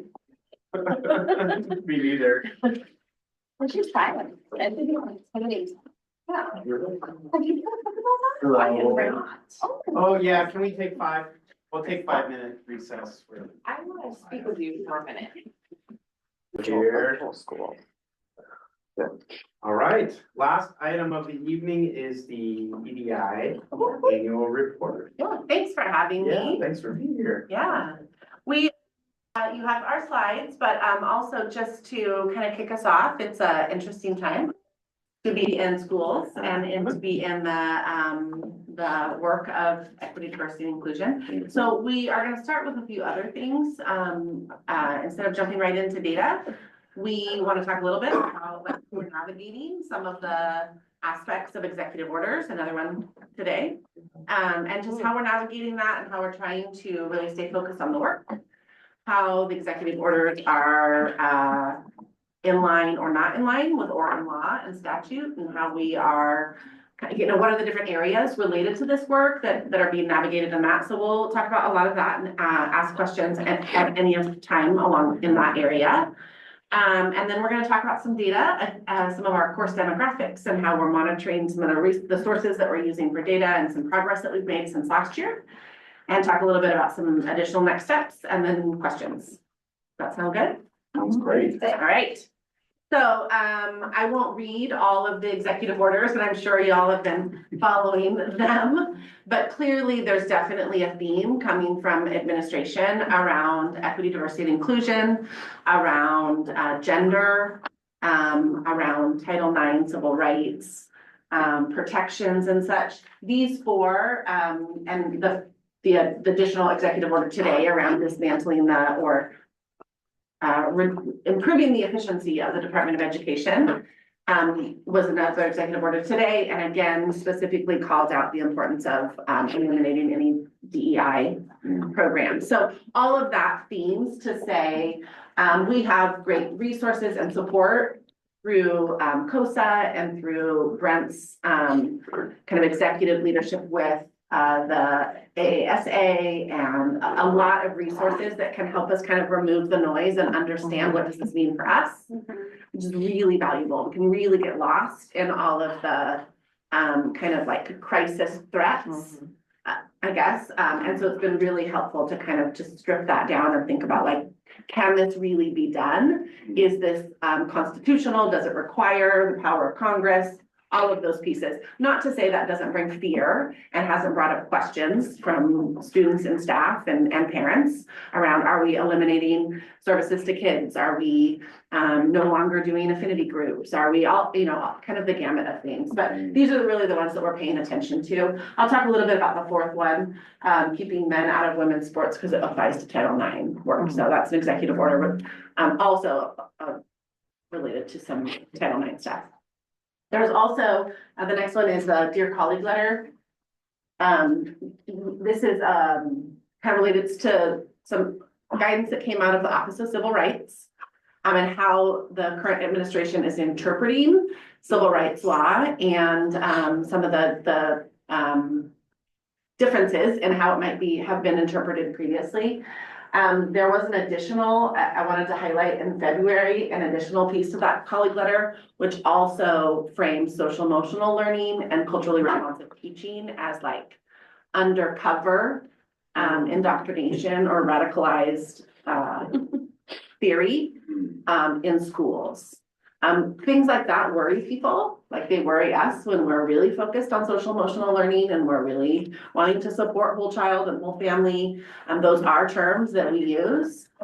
So we're just paying attention to that right now because, agencies like the Office of Civil Rights do investigate complaints and discrimination and such. And so we're just balancing all of that out. You likely have heard through this also the Department of Education launched an End DEI Gov website. When you go to that, it's really interesting, but when you go to this text right here down below, introduces you to it, and there's a place where anyone can report a discriminatory practice, the school, the district, and such, all the information, and they can report a discriminatory practice. And it's sort of couched in if that indoctrination or those radicalized ideas are happening in your school or district, you can report that because it's discriminatory. So those are just things that we're paying attention to. Title IX guidance. I mentioned this before.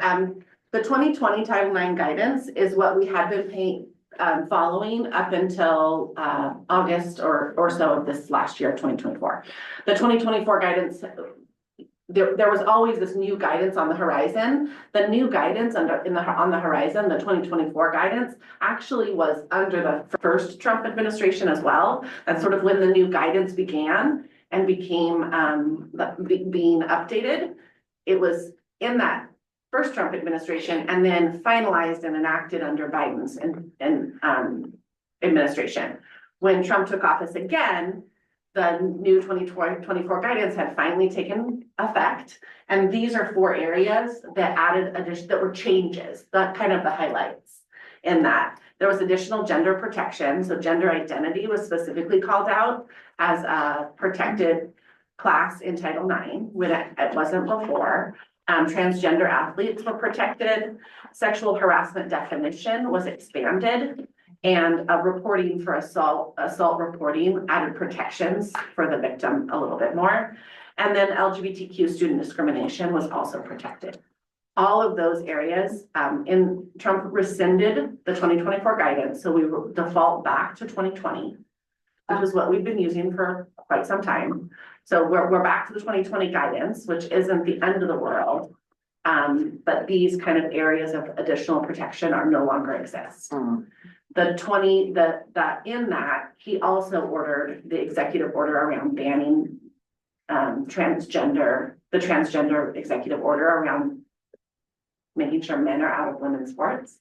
That's also related to this Title IX guidance, because that wasn't specifically called out when he rescinded the Title IX 2024 guidance. So the executive order is like another way to make sure that students are participating in athletics as they're in their assigned gender at birth. Does that make sense? Okay, so we're back to the 2020 guidance, which isn't the end of the world, but that does mean that we have some really vulnerable populations, particularly around gender identity, and sexual orientation. Can I ask a real quick question? Does I can't think of the name, but the person that does the sports I'm assuming he's involved in, Athletic director? yeah, that's the word. Athletic director, I am tired. Athletic director, he isn't on the OSAA, he is involved in Yes. what they're doing, okay. Absolutely.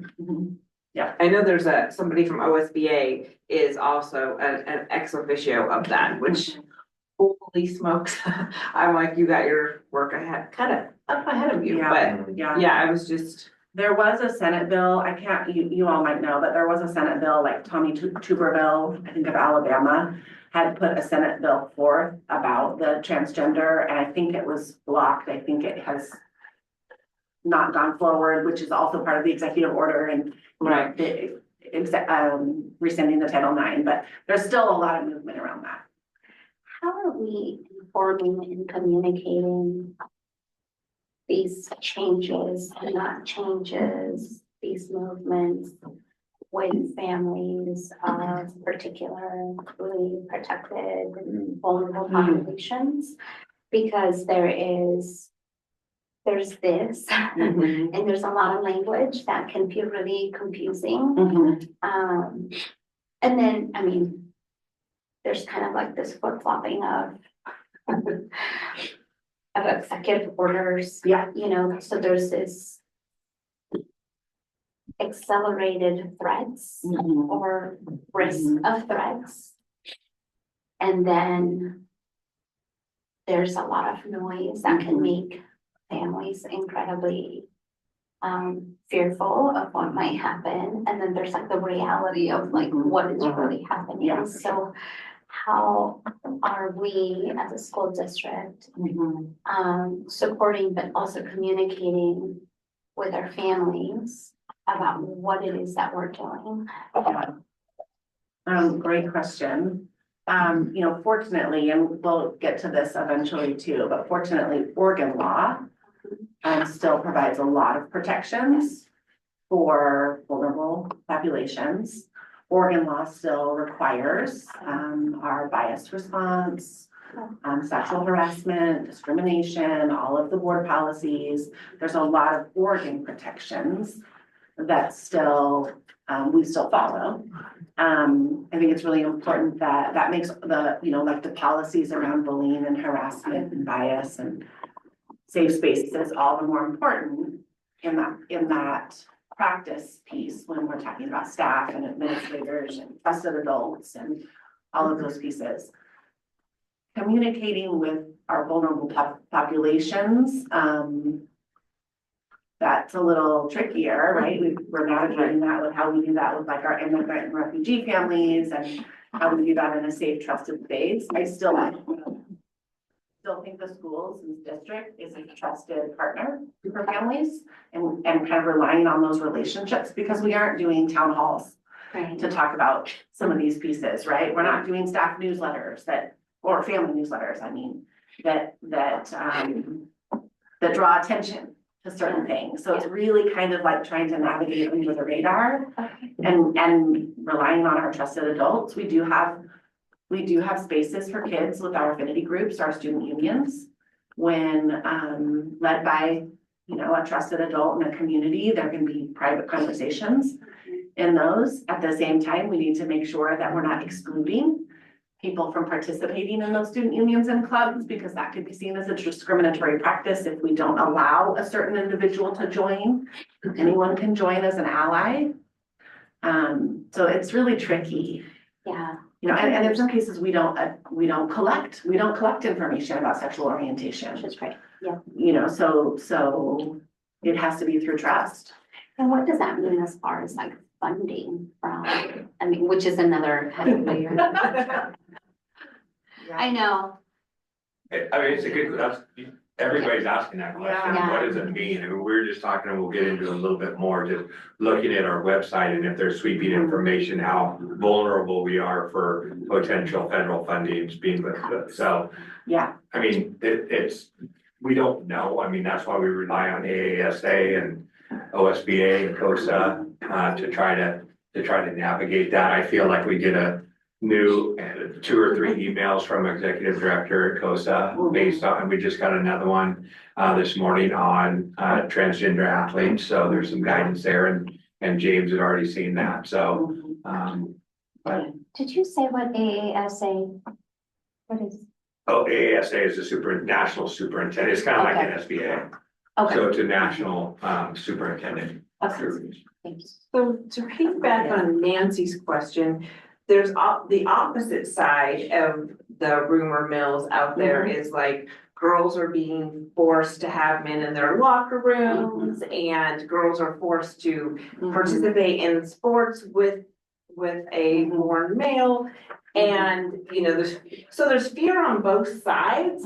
And so I guess the question is probably the same, but how are we making sure that, families aren't like, okay, now my track is a big topic this week. My kids are not gonna be safe when I send them to a track meet somewhere. And so how are we, I'm guessing that's a huge challenge. I'm assuming you mean youth on either side of. Yes, Yeah. on both sides, like, some families. Is there a threat of having males participating in female sports, and then is there a threat in the exclusion of? Right, and there's rumors of these girls they had no choice, they had to change in the locker rooms and I mean, I feel like our district does a good job of thinking of things and giving choices to people, so, Options. but there's that scare of if my kid goes to a track meet, because that's The season. and somewhere else, are they not gonna be able to have a choice on,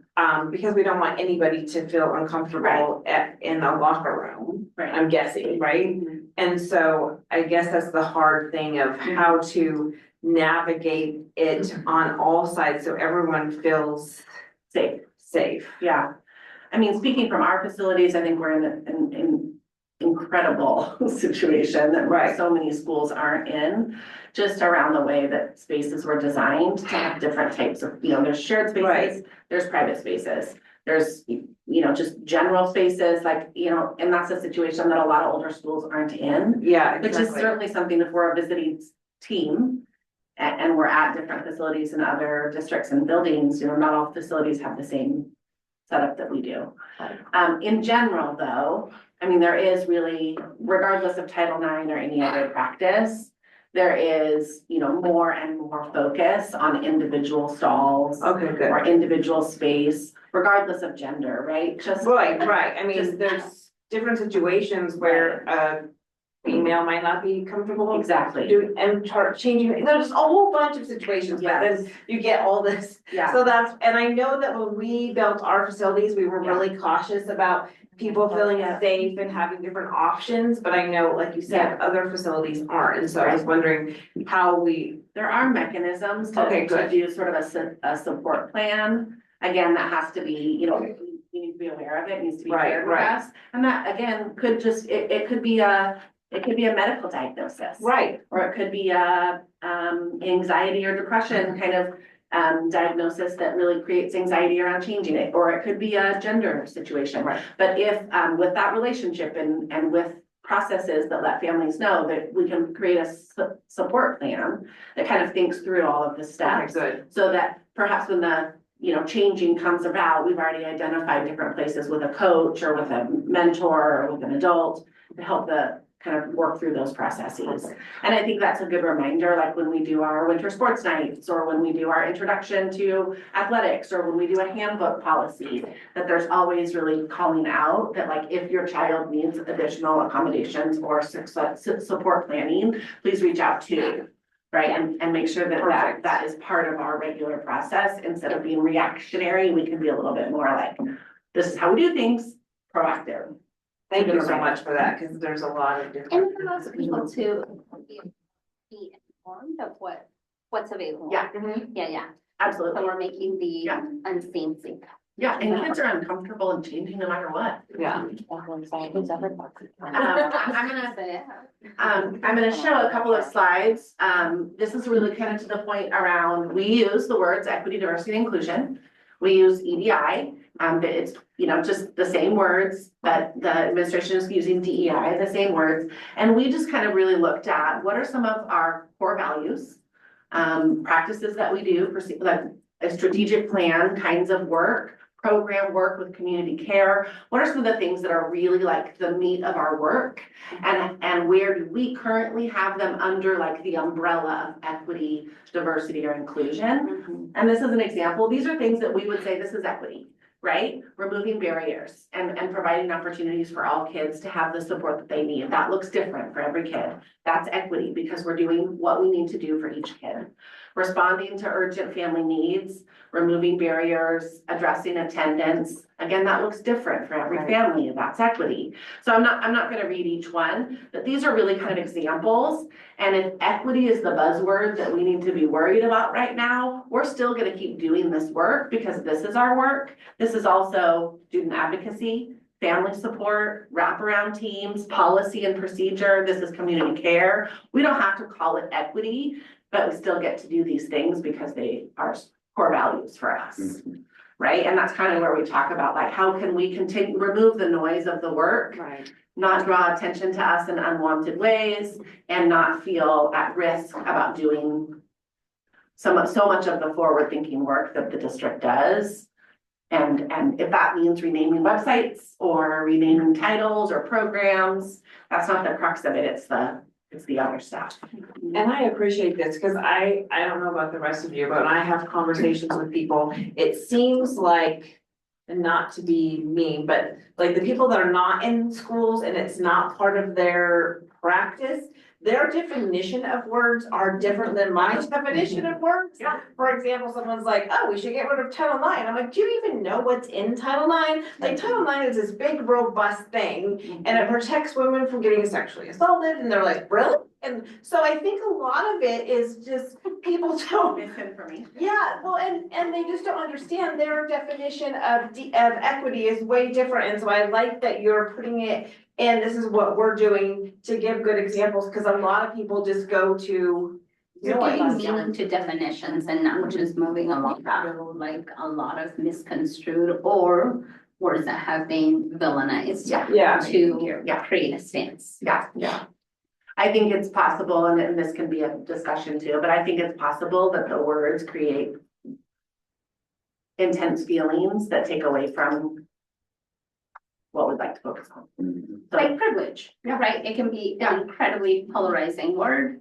Yeah. We all have privilege, like we forget that all of us have a lot of privilege in a lot of different ways. It's not a dirty word, it's not anything like that. the fact being able-bodied, I mean, I think I've used this example before, like I think about my mom who has had limited mobility, and had I not been with her and supporting her through so many different things, it's really easy for me to like not pay attention when I'm walking and it's uneven pavement, or there's no, I don't know what it's called, ramps or handlebars when I'm walking somewhere, because I don't need them, so I never have to think about them. But then when I think about who has maybe limited mobility, and then I really have to be really thoughtful because I care for her, right? And I want her to be able to have the same access as I do. I can totally acknowledge that I have an abundance of privilege in many ways. And there's other spaces where I do not have that privilege. And there's a lot of intersectionality, but even that word has been villainized, as we have heard. So there's a lot of misunderstanding, and I'm hoping that people can have open and willing hearts to have a conversation, to have mutual understanding. And it doesn't mean mutual agreements, but you're willing to understand what particular words mean for different things. Yeah, absolutely. I gave some examples under diversity. Again, we could, that list could be longer, it's not all encompassing, right? And as I look at that, I think, well, culturally responsive teaching is also another one that's been called out that we need to be aware of. So maybe we, need to call that something different, but that's really about like responding to our cultures and teaching in different ways so that we differentiate our teaching and we can address kids of all cultures and all ethnicities and all languages and races. It doesn't, right? That's the, that we provide support for all of our identities. It's that we have policies around discrimination, right? That's Oregon law and it's policy. We know we can't do it all, right? Schools can't do it all. So we partner with other organizations to provide services. That's diversity. Our dual language program, right? Teaching in different languages. So, and then some more examples under inclusion. We've done a lot of work in inclusion around, bringing neighborhood school programs for our students with disabilities and making opportunities for them to attend their neighborhood schools. We've been on a journey of inclusive practices with students with IEPs and students with disabilities and how we serve them in grade level support. That has nothing to do with race and ethnicity. It has nothing to do with gender. Unfortunately, though, that the disability community is starting to get attacked too. And so, I don't know if there's any community that is, But I agree with it, but I'm just saying that I've been questioned about that as well recently, and it's tiring. So with these, we brainstormed, Brent and I met with Joe and brainstormed a little bit about like, what's our exposure on a website? What does that look like? What could that be? A lot of this could be housed under community care. A lot of this work could be housed under community care. We could focus more on, family supports, advocacy, culture of care, things like that, to kind of help refocus us maybe. Next, I'd like to talk a little bit about our EDI committee, currently called EDI committee. There have been some questions. There have been questions from our committee members and from the community about whether that would continue. So that is Oregon law. It's written into Oregon law and statute. There would have to be a change in that in the legislature in order for us to not proceed with our committee. We have in the last couple of years been doing this work voluntarily per se, right? But September of 2025, just a few months from now, we will need to do it according to public meeting, just like a budget committee. So there's a little increased anxiety around that with our committee. A couple of things that we in preparation of that, technically, it's called the Educational Equity Advisory Committee in Oregon statute, the EEAC. We will fall in line with that. It's called the EEAC in Oregon statute. So we'll have our EEAC committee or Educational Equity Committee. And most committees, I don't know that this increases or decreases our exposure, but most, we meet monthly, which is quite a bit. That's far more than like a budget committee or others. I think we'll probably scale that back a little bit and do more like quarterly for the committee. It may help with our attendance. We we have always struggled with like participation at the beginning of the year and it waivers. Monthly commitment might just be too much for some of our members and they participate in different things. And then really focusing on training for the committee members as we proceed around, especially moving into the public meeting venue, around what that looks like as a committee member, what their protections are as a community member, and how we plan to run the process and the system. But I will say that the participation has been pretty Yeah. consistent of the folks that come. I mean, I think at the beginning, there's a lot of names and people do come. And then by like the second or third meeting, like that group is pretty set. And we have a consistent Yeah. number of people. And this I mean, year I'd say is sometimes our people best come. year Yeah. for consistency too. Yeah. And not just the consistency, but like the engagement is really strong, which feels really promising and exciting. Yeah. And people are like, I want to step in, I want to do this. I feel that you've done a really beautiful job of structuring it in a way that feels like people can step into that courageous space. People can ask a lot of questions when people don't know. Before people would ask, because I think we all have this thing about like, Yeah. I don't want to sound uninformed, so Right. I don't ask questions, but Right. people ask a lot of questions. And people also like really advocate and kind of push and feel, I feel that those things have been really, really Really good. promising. Nice. Will you remind me, the district's been doing it voluntarily, but what goes into, rule for us come 2025? Is it a board member, a student? I can't, there's a certain group that. There's no limitation or requirement on the number of members. There is something, unless it's changed, there is something about a board member, but we can look at the language when that comes. We have to follow a public meeting, and the recommendation is a member of the EDI committee or the advisory committee is on budget committee. That, it was the budget committee, it was the budget committee that I was remembering. And they are advocating, which is like, for example, so this year, a couple of things that we did this year as well, we have co-chairs that facilitate, which is a really wonderful addition, especially for me. That's good. And the kind of strategic priorities that are in the strategic plan around equity priorities. We spent some time having the committee kind of focus in, what would they like to focus in on, whether it be education, learning, advocacy, opportunity. And the one that was selected was diverse perspectives of curriculum and demographics in course demographics and what students are taking and how that looks in an equitable frame, which has been awesome, super great. So not only do we move forward with like kind of committee structure again, co-chairs, but really focused in so that the work of the committee is also connected to the strategic plan and priority committees, which has been great. I think the more years that have gone by, there's more alignment and like understanding of what the structure is.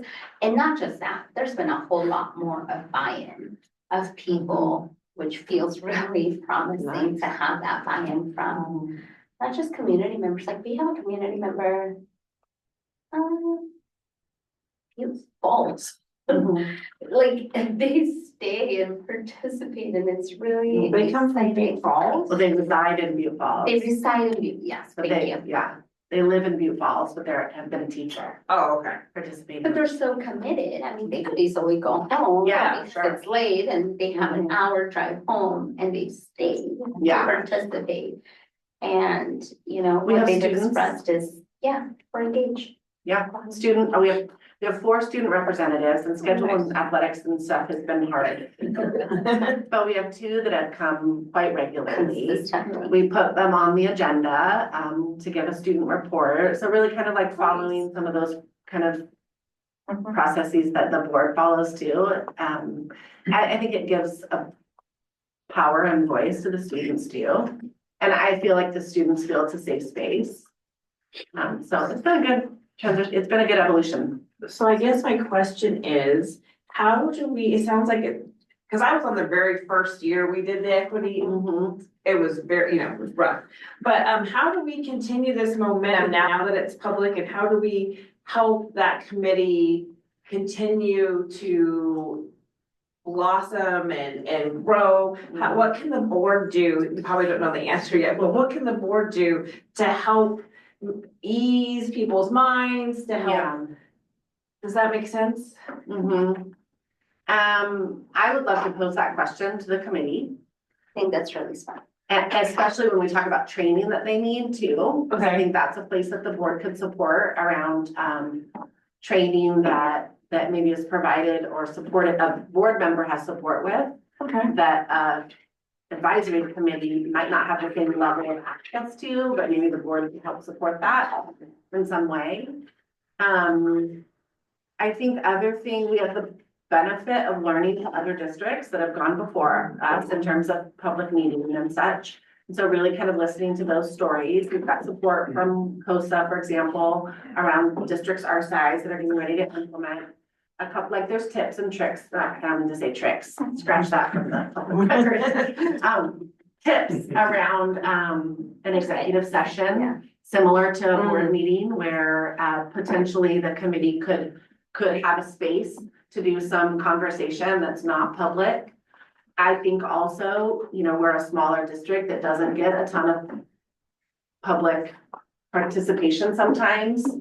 So I think we'll have to navigate that, but I also think there'll be times where it might not be an issue. And I think something else that the equity committee has asked about is, you know, sometimes I love that there's opportunities for them to help figure out, solve for a problem.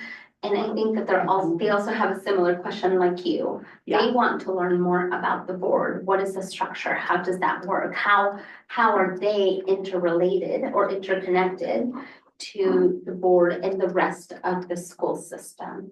Which are, again, I think that, I think it's been smart that Kelly has been very wise to just kind of do bite-sized pieces. Because the school system is a beast, it's a lot.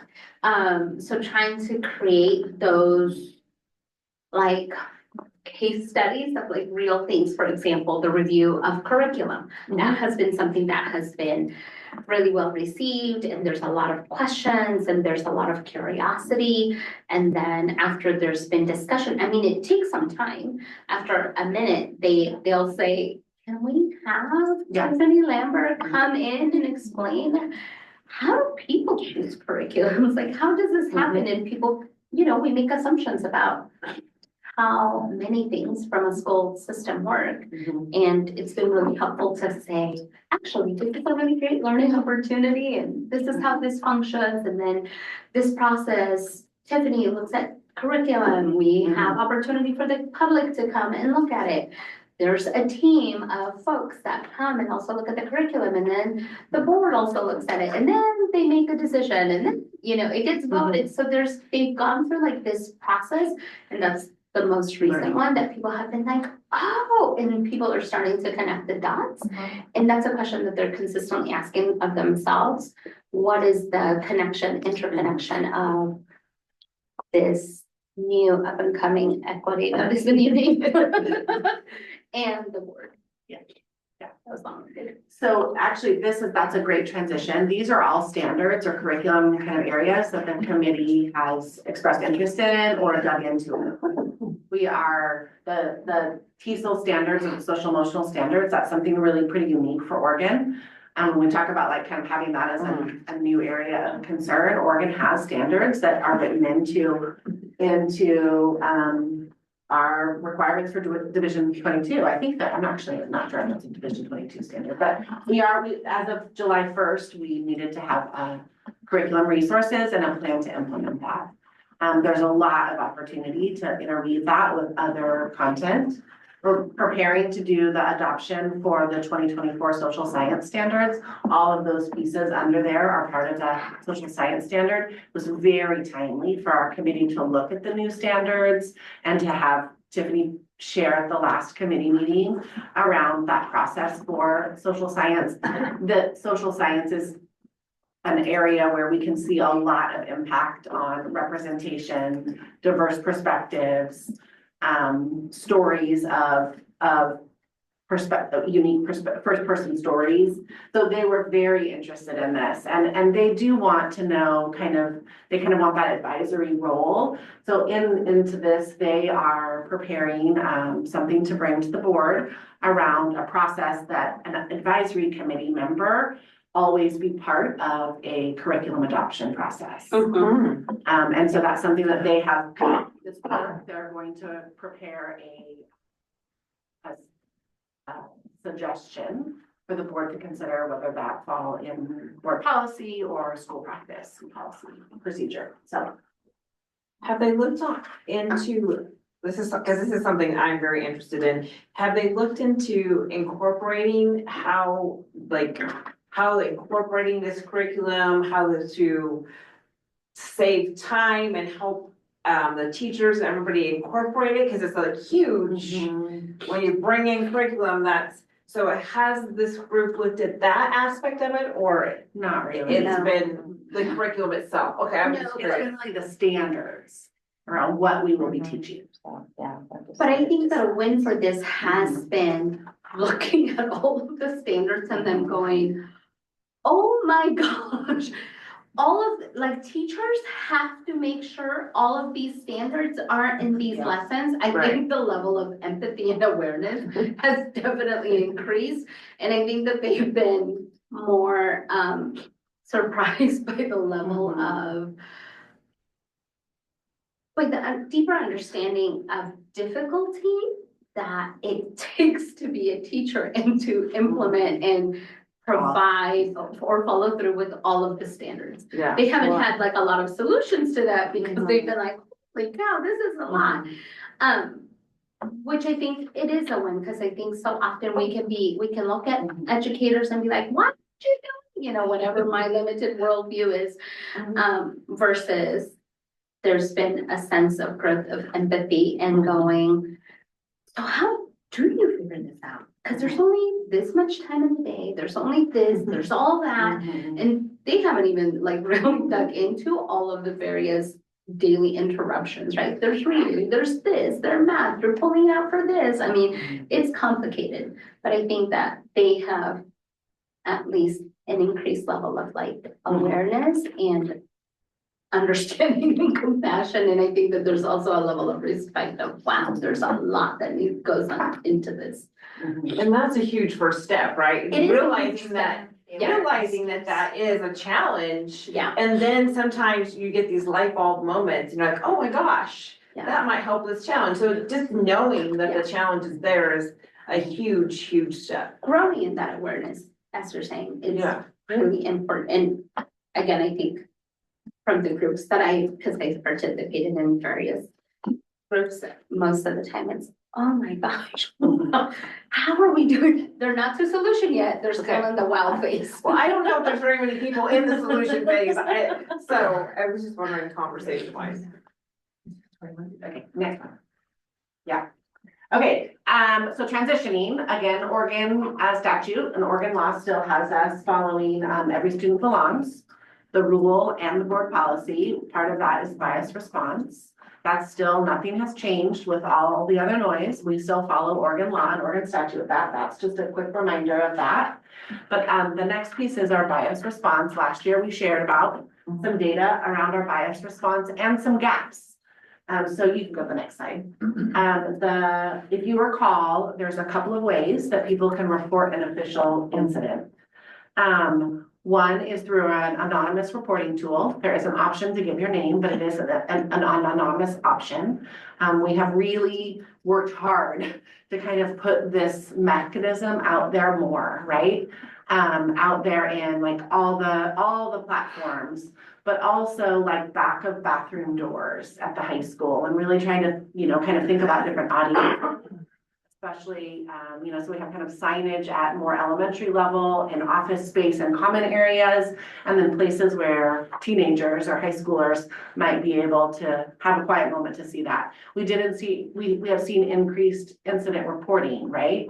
And so that's either more incidents are happening or we've done a better job of allowing opportunity for that to be reported. It can also be reported via phone or conversation and any of the normal practices when we have adults or students telling an adult teacher or a staff member that something has happened. And all of our kind of investigatory stuff around behavior. Sometimes we dig into a behavior situation and we discover, hey, there's some discrimination or bias in this too. So those are all part of the mechanisms. So these are some things that we feel like we did some improvement on. There was a matrix that middle school and high school both used, included in their parent handbook, student handbook, and kind of disciplinary matrix. PHS, as you saw, really kind of embraced this culture of care and equity and opportunity. And Joe did a beautiful job of some of the video campaigns early in the year. So increasing exposure in that way. And then really the rule requires, rightfully so, it requires educational intervention too, not just disciplinary, right? It's just like any other disciplinary action. It doesn't necessarily change behavior. So really focused on the educational, that intent versus impact in the educational intervention. So expanding, what does that look like? Giving resources, so our administrators aren't scrambling with what the educational intervention could be. We're giving them a menu of choices or providing some resources for that. We all report in Power School now. That was something that we had a little bit of a gap in last year, so we can capture the same data. Next steps, a matrix for K-5, having that be included in the same way in K-5 and how that might overlap with bullying and harassment. More progressive responses, right? So first incident, second incident, third incident, some more progression on that. Continuing our awareness campaigns. And then really, we've got some great opportunities with curriculum resources to integrate those educational opportunities. Wayfinder, we're finding has all kinds of different resources and connecting those in a more concrete way. So like, here's the type of incident, here's the lesson. Here's the type of incident, here's the lesson. So it can be way more streamlined for administrators to kind of give that as a response. Those are some next steps for that. Am I understanding this correctly? This is just for students, It's for anyone. anyone. But includes like. Yeah, we can Adult. adult to adult. Adult, like incidents, Power School, incidents that we log in Power School involve a student. We don't log a Power School incident for adult to adult. But if we have two staff members, let's say as an example, and there's an issue, that can still be reported. It's gonna be handled and investigated or different, it's not gonna go into Power School, but we might still count it as one. And are those numbers included here? They are on the next slide. Oh, Yes. And does Wayfinder, this is a weird question, does Wayfinder help with adult situations too? It does have adult SEL. Okay. It does have adult resources, yeah. We're kind of still uncovering all of these. We're still uncovering all the resources for Wayfinder. And the other thing is that because Wayfinder is organ-based, or maybe it's not because it's organ-based, but they're continuing to respond and create. So even pieces that there are still new things being launched as they get further into stuff, and then they're sharing, new elements and new components, and it's not all encompassing, right? There's some really great resources from other locations that are important to provide as resources too. This is some data that we have for just this year, as of a week or so ago. We have 45 incidents logged in Power School. So that's gonna be an incident that involves a student. It's all grades. I don't have that broken down for you right now, but we do have that. Not surprising. Our biggest concern is racial insensitivity and slurs. That's what we saw in last year's data also. We do have more incidents reported now, but again, is that because we've done a better job or we have more incidents? Derogatory language is very similar, but we have that called out separately. And then harassment of some sort based on culture or identity. This includes students with disabilities and harassment or discrimination around a disability. These are some of our big patterns. We really struggle with students minimizing the impact of that behavior. I was just joking, my bad. Are some good examples of that, justifying it in that way. That's where that educational intervention is so important, and why it's important for us to have a progressive response, right? We can't have that same conversation with the same kid over and over again when we're having the same behavior. There has to be a progression there. We do have repeat offenders. We know that further suggests that we need some more teeth in that. And then there is some mob mentality or group behavior in some of that. That again is a culture kind of piece and maybe, and sometimes in a classroom piece, right? So really targeting where those are happening. One thing that one thing that's still something to consider, the way we log it in PowerSchool, we don't collect the identity of the victim. So it's logged under the perpetrator.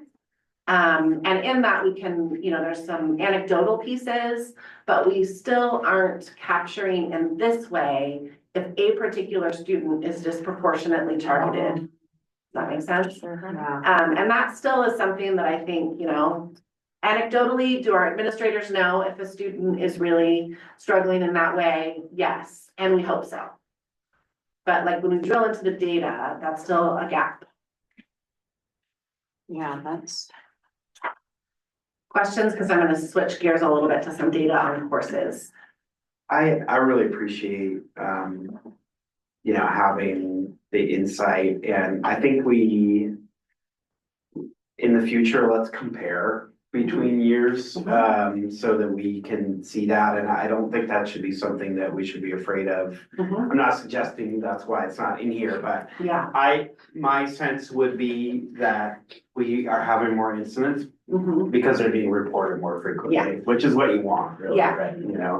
So, yeah, I think That's my sense too. yeah, I think quality of data is important with this one in terms of like, where is it happening, at which locations, and this is a small sample size, so I understand we don't wanna identify any students or maybe even schools specifically, but I hope that we're looking at that, just ways to, We do have this by school. It is primarily middle school and high school. yeah, which makes sense. Yeah. And I think middle school and high school have a little bit tighter systems for documenting it. Again, elementary can be a little messy if it's discrimination and bias or if it's harassment and bullying. Yeah. So I think there's probably some overlap in reporting from elementary, but I also think that's why we have a heavier middle school, high school. Yeah. And primarily middle school, honestly, and I'm happy, we do have, I'm not happy to share that, but Yeah. but I'm happy to share the breakdown by school. I think it's all, we're growing and learning, and I recognize that. I think next year will be a good opportunity to really compare. It'll probably be a better basis of comparison too with now that. So I appreciate the outreach that's been done and all the efforts that went into making sure. And I know that was something we talked a lot about last year. Do people even know about this, And so it feels good to know that that's out there more and, just keep that up. Can I ask maybe, and this may not be appropriate at this time, so I guess we can think. Is a report like this maybe appropriate at the JAB meeting? Because really, if this is a core component of culture and of our school, and we're looking at different things from year to year, maybe having this type of report included in those so that there's some comparisons that we can see and track. I think that's really smart. Yeah. Okay, not to change gears, but we also want to share a little bit about program and coursework demographics. This is another part that our advisory committee has been really interested in. It's part of that same piece around diversity in our curriculum. We were able to pull out some information for you tonight. There's a lot more that could be shared, so please don't hesitate to ask about certain things that you'd like to see at a future meeting too. This is our just general, nothing around, this is just general participation in our CTE courses. We have great opportunities for kids to take different courses in our CTE program and really identify in different ways. So this was just interesting about numbers in our program, right? So this is simply numbers. The next slide breaks it down a little bit more by focal groups. This is any number of students that falls into that focal group and whether they've taken one or more CTE courses in their high school career. It doesn't tell us how many courses they've taken or if they're a completer in that CTE. It's just that they have participated in a CTE course, right? So 91, almost 92% of our students with disabilities have taken at least a CTE course. A next level of this would be like, well, how many courses are they taking? What courses are they taking, right? That's some stuff we can do as well. So by and large, most of our populations are participating in our CTE courses. We have lower representation from our Black and African American students. That's something that's why we look at this data. Why? What are they participating in? What are they not participating in? What do we wonder about that? What can we do about it? Yeah. Next, transitioning a little bit, we all know math has been a really big focus and area of growth and need for us. So I'm doing some comparisons here in 9th grade math courses. Course students by ethnicity, what math class they're taking as they enter 9th grade is on your left. And then same courses, if they are a student in our ELD program or a student with disabilities, what course they are taking. We are about pretty much very close. We're about 50-50 white and Hispanic, and then small populations of our multi-race and other ethnicities. So kind of paying attention to like, that would make sense that we might have 50-50 distribution on those. The statistics make me so sad. So statistics is not typically a freshman course. Okay. Yeah. It is a pathway that kids might take later, when they're kind of transitioning to pre-calculus or geometry. Right, you But if mean you're overall, comparing this oh, overall, gotcha, you sorry, weren't overall. speaking just about the Right, statistics thank you. class. Yeah, Thank you yeah. for that clarification. Oh, gotcha, sorry. Yes. Yes, Geometry is not typically freshman. it's not either, it's more of an advanced class for freshmen. Yeah. So again, we talked about this last year and it's definitely something that is on our work. This is very driven on student teacher forecasting, teacher recommendations, and then data, right? And really having practices and procedures in place where it is data driven and student advocating, right? Math might not be a great example of that, but we always want to practice where students can advocate to be placed in an advanced placement class, right? And we want to be more on the equitable grading practices that ensure there is objective reasoning that places students in our classes and less on the subjective. Attendance and behavior shouldn't be part of the class that we put kids in as they enter math. And really, 9th grade math starts at 6th grade math. You said the right side is ELL or The red is, on this side, the red is students with disabilities and the blue is students in our ELD programs. Fundamentals of algebra would be the lower math as a freshman incoming math. We really like them to come in and take algebra 1 as freshmen. But that's a systemic growth that we need to see overall in yeah. math. That's Right, that's a exactly. K-12 systemic Yeah. benchmark. The next one is advanced classes, so the other end of the spectrum, and all the same things apply. That depends on what happened in K-5 math, that depends on what they were placed in 6th grade math and so on. But we do, 3 years of math is required. So we do see what the demographics might look like if somebody chose to take 4 years of math. What demographics of what populations of kids are taking our upper level math, right? So algebra 2, pre-calculus and calculus, Is this all grades? all grades. Okay, Mhm. thank you. Yeah. So again, we really want to see an even distribution or on populations of kids enrolled in our classes that are at or above the population of that demographic in our schools, right? So if we're about 25% mixed race or multi-race, we'd like to see 25% of our kids enrolled in a class. Algebra 2, as we know, right, and we would like all kids to take Algebra 2 as they prepare to graduate, and if they're wanting to go on to a post-secondary 4-year school, they need Algebra 2. So we do see, about 50-50 on the Hispanic and white in Algebra 2. I was gonna say the algebra 2 looks about in line with our district demographic, so that seems like that's. Right.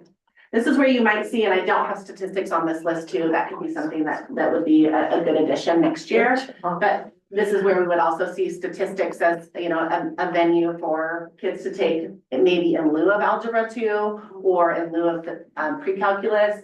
If someone's going on to pre-calculus, we do see our Hispanic or our white population slightly outnumbered by our Hispanic population in pre-calculus. But then the opposite when we get over to calculus.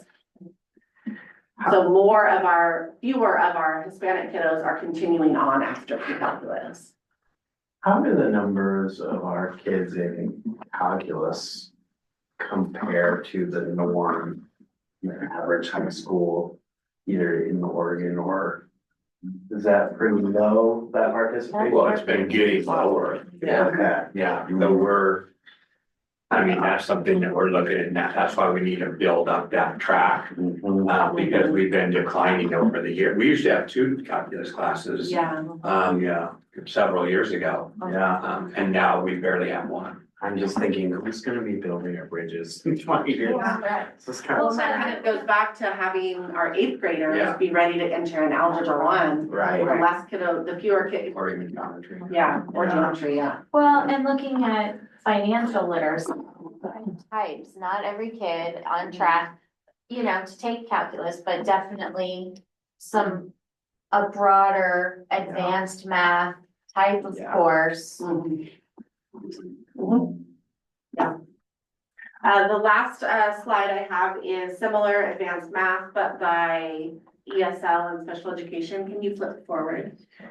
So same courses, our populations of English learners and non-English learners, and then our populations of students with disabilities and non-students with disabilities. So there are some pretty stark differences here. Yeah. And this is I would venture to say around accessing the content and the academic rigor. But we do have much lower representation of our English learners and our students with disabilities. I wanted to not to breeze past this because please ask any questions, but we were awarded another Fast and Furious Immigrant and Refugee Student Success Plan grant. They created a new success plan around immigrant and refugee students. And in that, they offered a very last minute success plan grant for populations to apply for school districts to apply, but it was also based on the number of recent arrivals or newcomers. So our population of newcomers is pretty high as compared to our student population, total population. So we applied, we were awarded. Fast and Furious, we have $150,000 to spend by June 30th. Oh my It's gosh. like, yay, Not to worry. it's like a blessing and a burden. Yeah. I'm like, yay, and. Yay. But one of the products that we are looking at in this, because this is an opportunity where we need to do some more one-time costs versus staffing, programmatic changes. We just don't have time for that. Yeah. We will be doing some summer blast work before June 30th, but really we have to look at what are some one-time purchases that can really bolster that population. So we're looking at a really exciting product called a communication hub, where a student, for example, we have kind of a one-to-one where an immigrant or a newcomer student that needs the language translation will have their own product that they take from course to course to course. And in presentation mode, it will automatically pick up through Bluetooth Wi-Fi everything that the teacher is saying in English and translate it through a little tiny earbud. It'll interpret it. It interprets, sorry, yeah. That will really improve the rigor of academic content that those kiddos are getting right now, right? And we want teachers to be sheltering instruction and doing all of the best practices that help our language learners.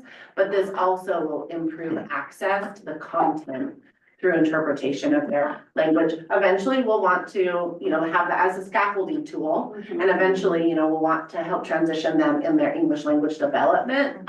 But this can really help with some gaps when we're losing some of that academic content for them. Does it do everything that's said in the classroom, or is it just what the teacher says? We're gonna pilot a product actually two different products. The communication hub, we don't have, one yet. But it's intended to interpret from the teacher. Okay, because it would be nice in the classroom, because the students ask questions, or if they're doing group work Yeah. or whatever, but maybe that's too much. And I'm also Yeah. curious Yeah. what it does translate, right? Because if there is presentations and Yeah. slides, Yeah. and the teacher, I mean, we hope that the teacher's not just reading everything on the slide deck, Yeah. but what happens otherwise, there is a gap There's in still a there. gap. Yeah. There's some translation devices too, where we can even take a picture of something and have it do a transcription. Fantastic, yeah, translation. One of the, what about, because I know individualized support one-to-one is such a hot topic right now, especially with AI. It seems like that's a big opportunity, because sometimes it's, I mean, what happens in the classroom is very important, but Right. so many times it's, what do I have access to later on? That I, using a Chromebook, Right, do I have access to a one-on-one tutoring situation that can then translate the material also in an academically relevant way? right. So I can access the rigor of the Yeah. material in Yeah. my native language. We're gonna try a couple of products because we do need it to be Chromebook accessible so that we can use a Chromebook. We can't necessarily rely on a student having their own phone. Right. And we have to be cautious about putting apps Yes. on a student's phone. So there's a couple of different ways. Yeah. There are some translation devices that a student could use in that sense, and then they could use an interpretation device. It's also gonna help us with like communication with counselors, communication and enrollment, Yeah, conversations in the office. yeah. And they're really called personal translation and interpretation devices. So Mhm. we're just kind of exploring that. It's exciting. Yeah, It might, might not be the perfect fix, Yeah. but it's something that this grant could support. yeah. I wanna be a tester. That I sounds know, fun. yeah. Erica has one. Yeah, cool. A personal translation, Mhm. earbud part where, two different people wear one, and she's really happy with it so far. Fantastic. Tested it out with counselors and stuff. Cool. That's kind of the end of our presentation tonight. Again, there's other data that we could bring, and I know y'all have seen some of the academic data and attendance data disaggregated. But knowing that we needed to spend a chunk of time on some of the other work, we narrowed it down to really looking at this coursework. But please let me know if you'd like data to be brought to another meeting around a different area. I think one of the things I went back and looked at our equity policy, and one of the pieces of that was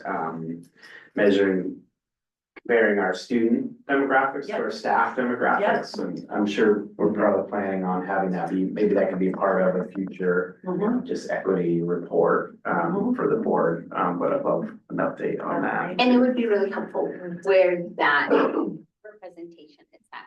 I think that it's really easy to be like, we have a diverse population, but if our diverse population is administrative or classified assistants and the kitchen staff and the folks in janitorial, I think that, it can be misleading, and for us to continue to bolster that representation at the different levels. And by school. And by Yeah. school will be incredibly helpful. Yeah.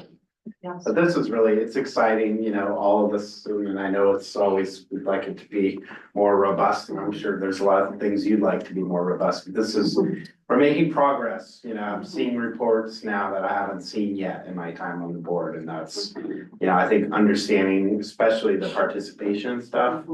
I keep going back to what we know about kids who participate in CTE and what it means to graduate. And so it's not surprising to see that we have this level of participation because of our graduation rates. Yeah.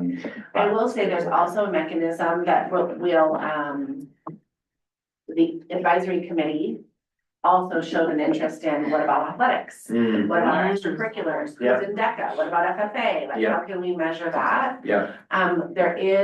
That's not something that we collect universally in all of those areas, some but not all, but there is a way to do that in Power School. I hope And we so- to do that, and Yeah. thank you for bringing that up, Yes. because I think we've talked about it, but Yeah. it's Band, yeah. it's critical Yeah. because to and see then- where you're seeing some trends. Yes.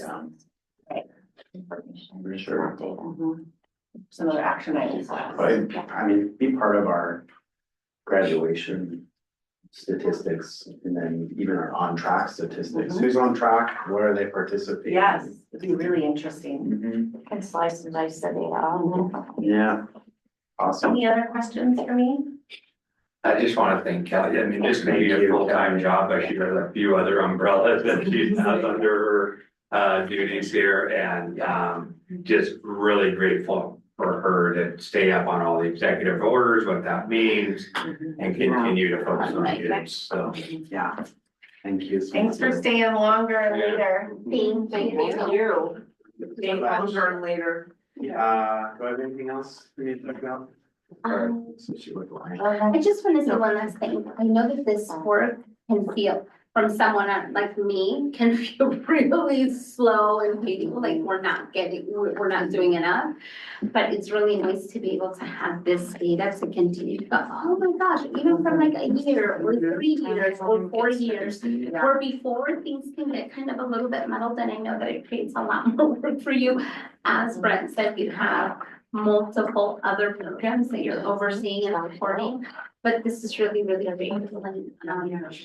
And I'm happy to support this one. I'm grateful that we are looking, we're having honest conversations.